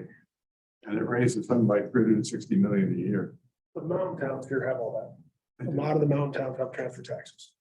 Danny, you know. I'm gonna challenge you on. I thought Colorado state law prohibited real estate transfer fee. So Danny, it mountain doesn't- towns transfer tax?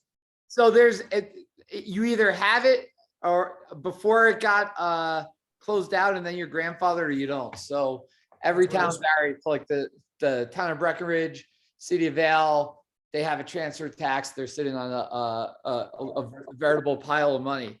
Other towns, Silverthorne, et cetera, they have no transfer tax and they're constantly broke. And so basically the government But state government- law pro- the state state law government- prohibits. put it down, and then if you didn't have it, you couldn't get it. And so a lot of people don't get it. Got grandfathered in?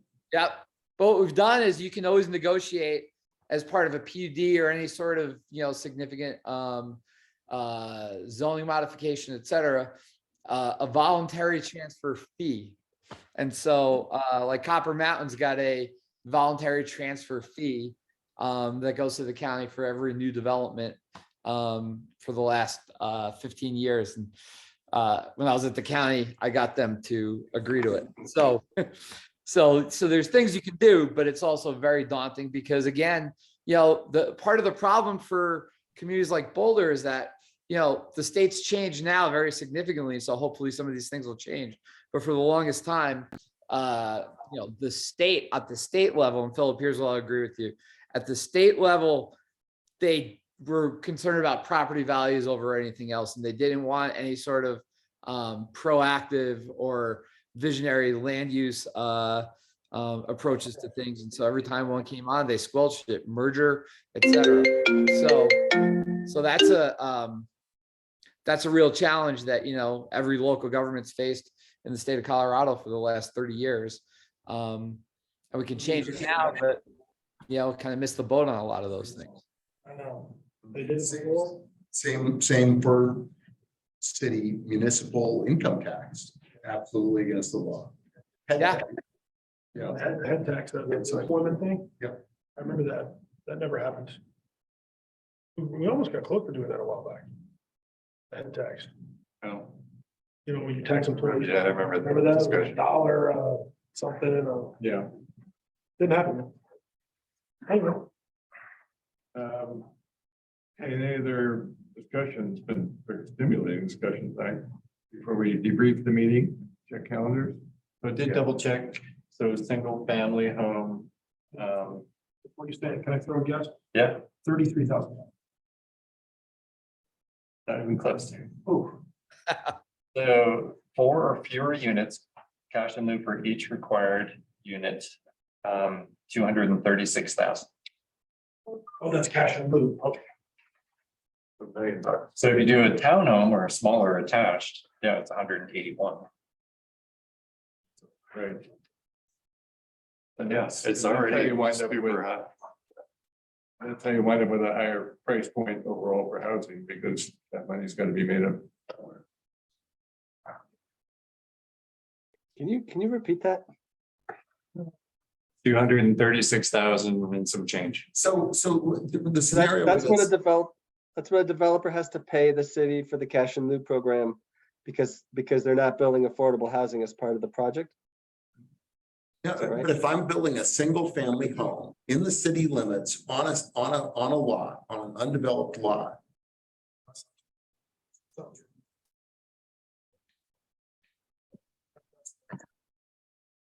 So for Okay, each, cash in lieu. okay, sorry, so it's 20%, so 20% of one unit, so you pay 20% of that, Which is 20% of 200 and. 36. Okay. Wow, still 40. Yeah, that's about right. That's about right. If you build a $4 million house, your cash in lieu payment is 20%.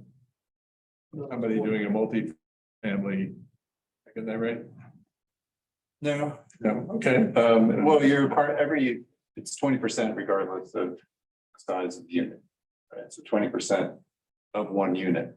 Oh, okay. One cash. 20% of one affordable unit. Idea would be to Yes. slide that up above 1,400 square feet for one unit, Right, exactly. to create more cash in lieu funds from the developers. So 1,400 square foot house would still pay that lower amount. But a larger unit would potentially pay more. I think also if you get super small units, that amount goes down, so. It does, not a whole lot, so like, so the difference, yeah, so less than 500 square feet, Yeah. it's only 84 compared to 84,000 compared to 236. 20%. Can you get out of it by, Let me just give you think about this for a minute. Bill at $16,000 for a 500 square foot unit. You know what that is per square foot? It's $35 per square foot of additional cost. Cash. That's what commercial development pays now. That's what commercial development pays per square foot right now roughly. Right. Oh, the Lincoln Street? What if you eliminated the cash in lieu requirement for smaller homes and increased it for larger? Because you want people to build 1,400 square foot homes, frankly. Right. Just talked about that. it seems like the ADUs have a role here, the designated. Maybe we're getting into another listening session. Should we get some cash in lieu? I don't know how we came up with these numbers to come in and talk to us about. We'll talk about it on January 31st. Yeah. So Philip, you were saying, I you want to say was something? just saying, it seems like the ADUs are, if you build on a new lot and you have a designated affordable ADU, you might get out of some of that fee. Well, it doesn't apply to accessory dwelling units because they're not the principal dwelling unit, they're accessory. So you don't pay any additional cash in lieu. That's one of the benefits of an ADU. But can you get out of it by creating an affordable designated ADU? it doesn't apply at all, whether it's affordable or market rate ADU. Right. Because you're not creating, technically, you're not creating a new unit with an ADU because it's accessory. Well, that's dumb. Well, No, it's not. It's actually not dumb. It's actually smart. It's actually good because you're incentivizing creating ADUs.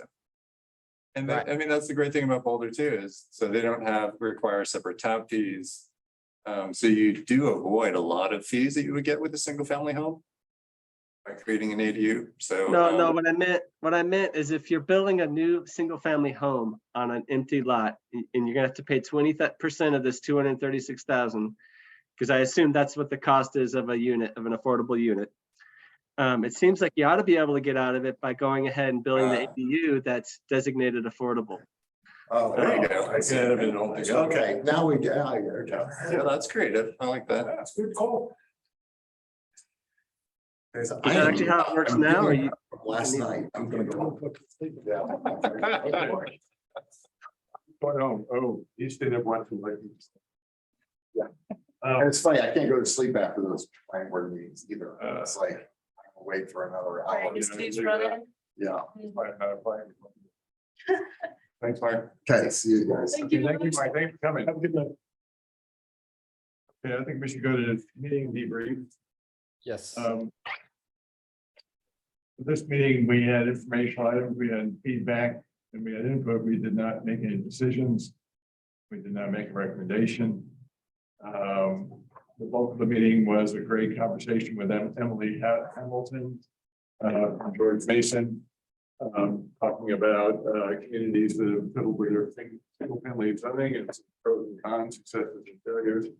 Along those lines, I think we learned a lot from that. We came with a general idea for a listening session, possibly among different types of housing developers, to talk about what works and doesn't work for them to create affordability.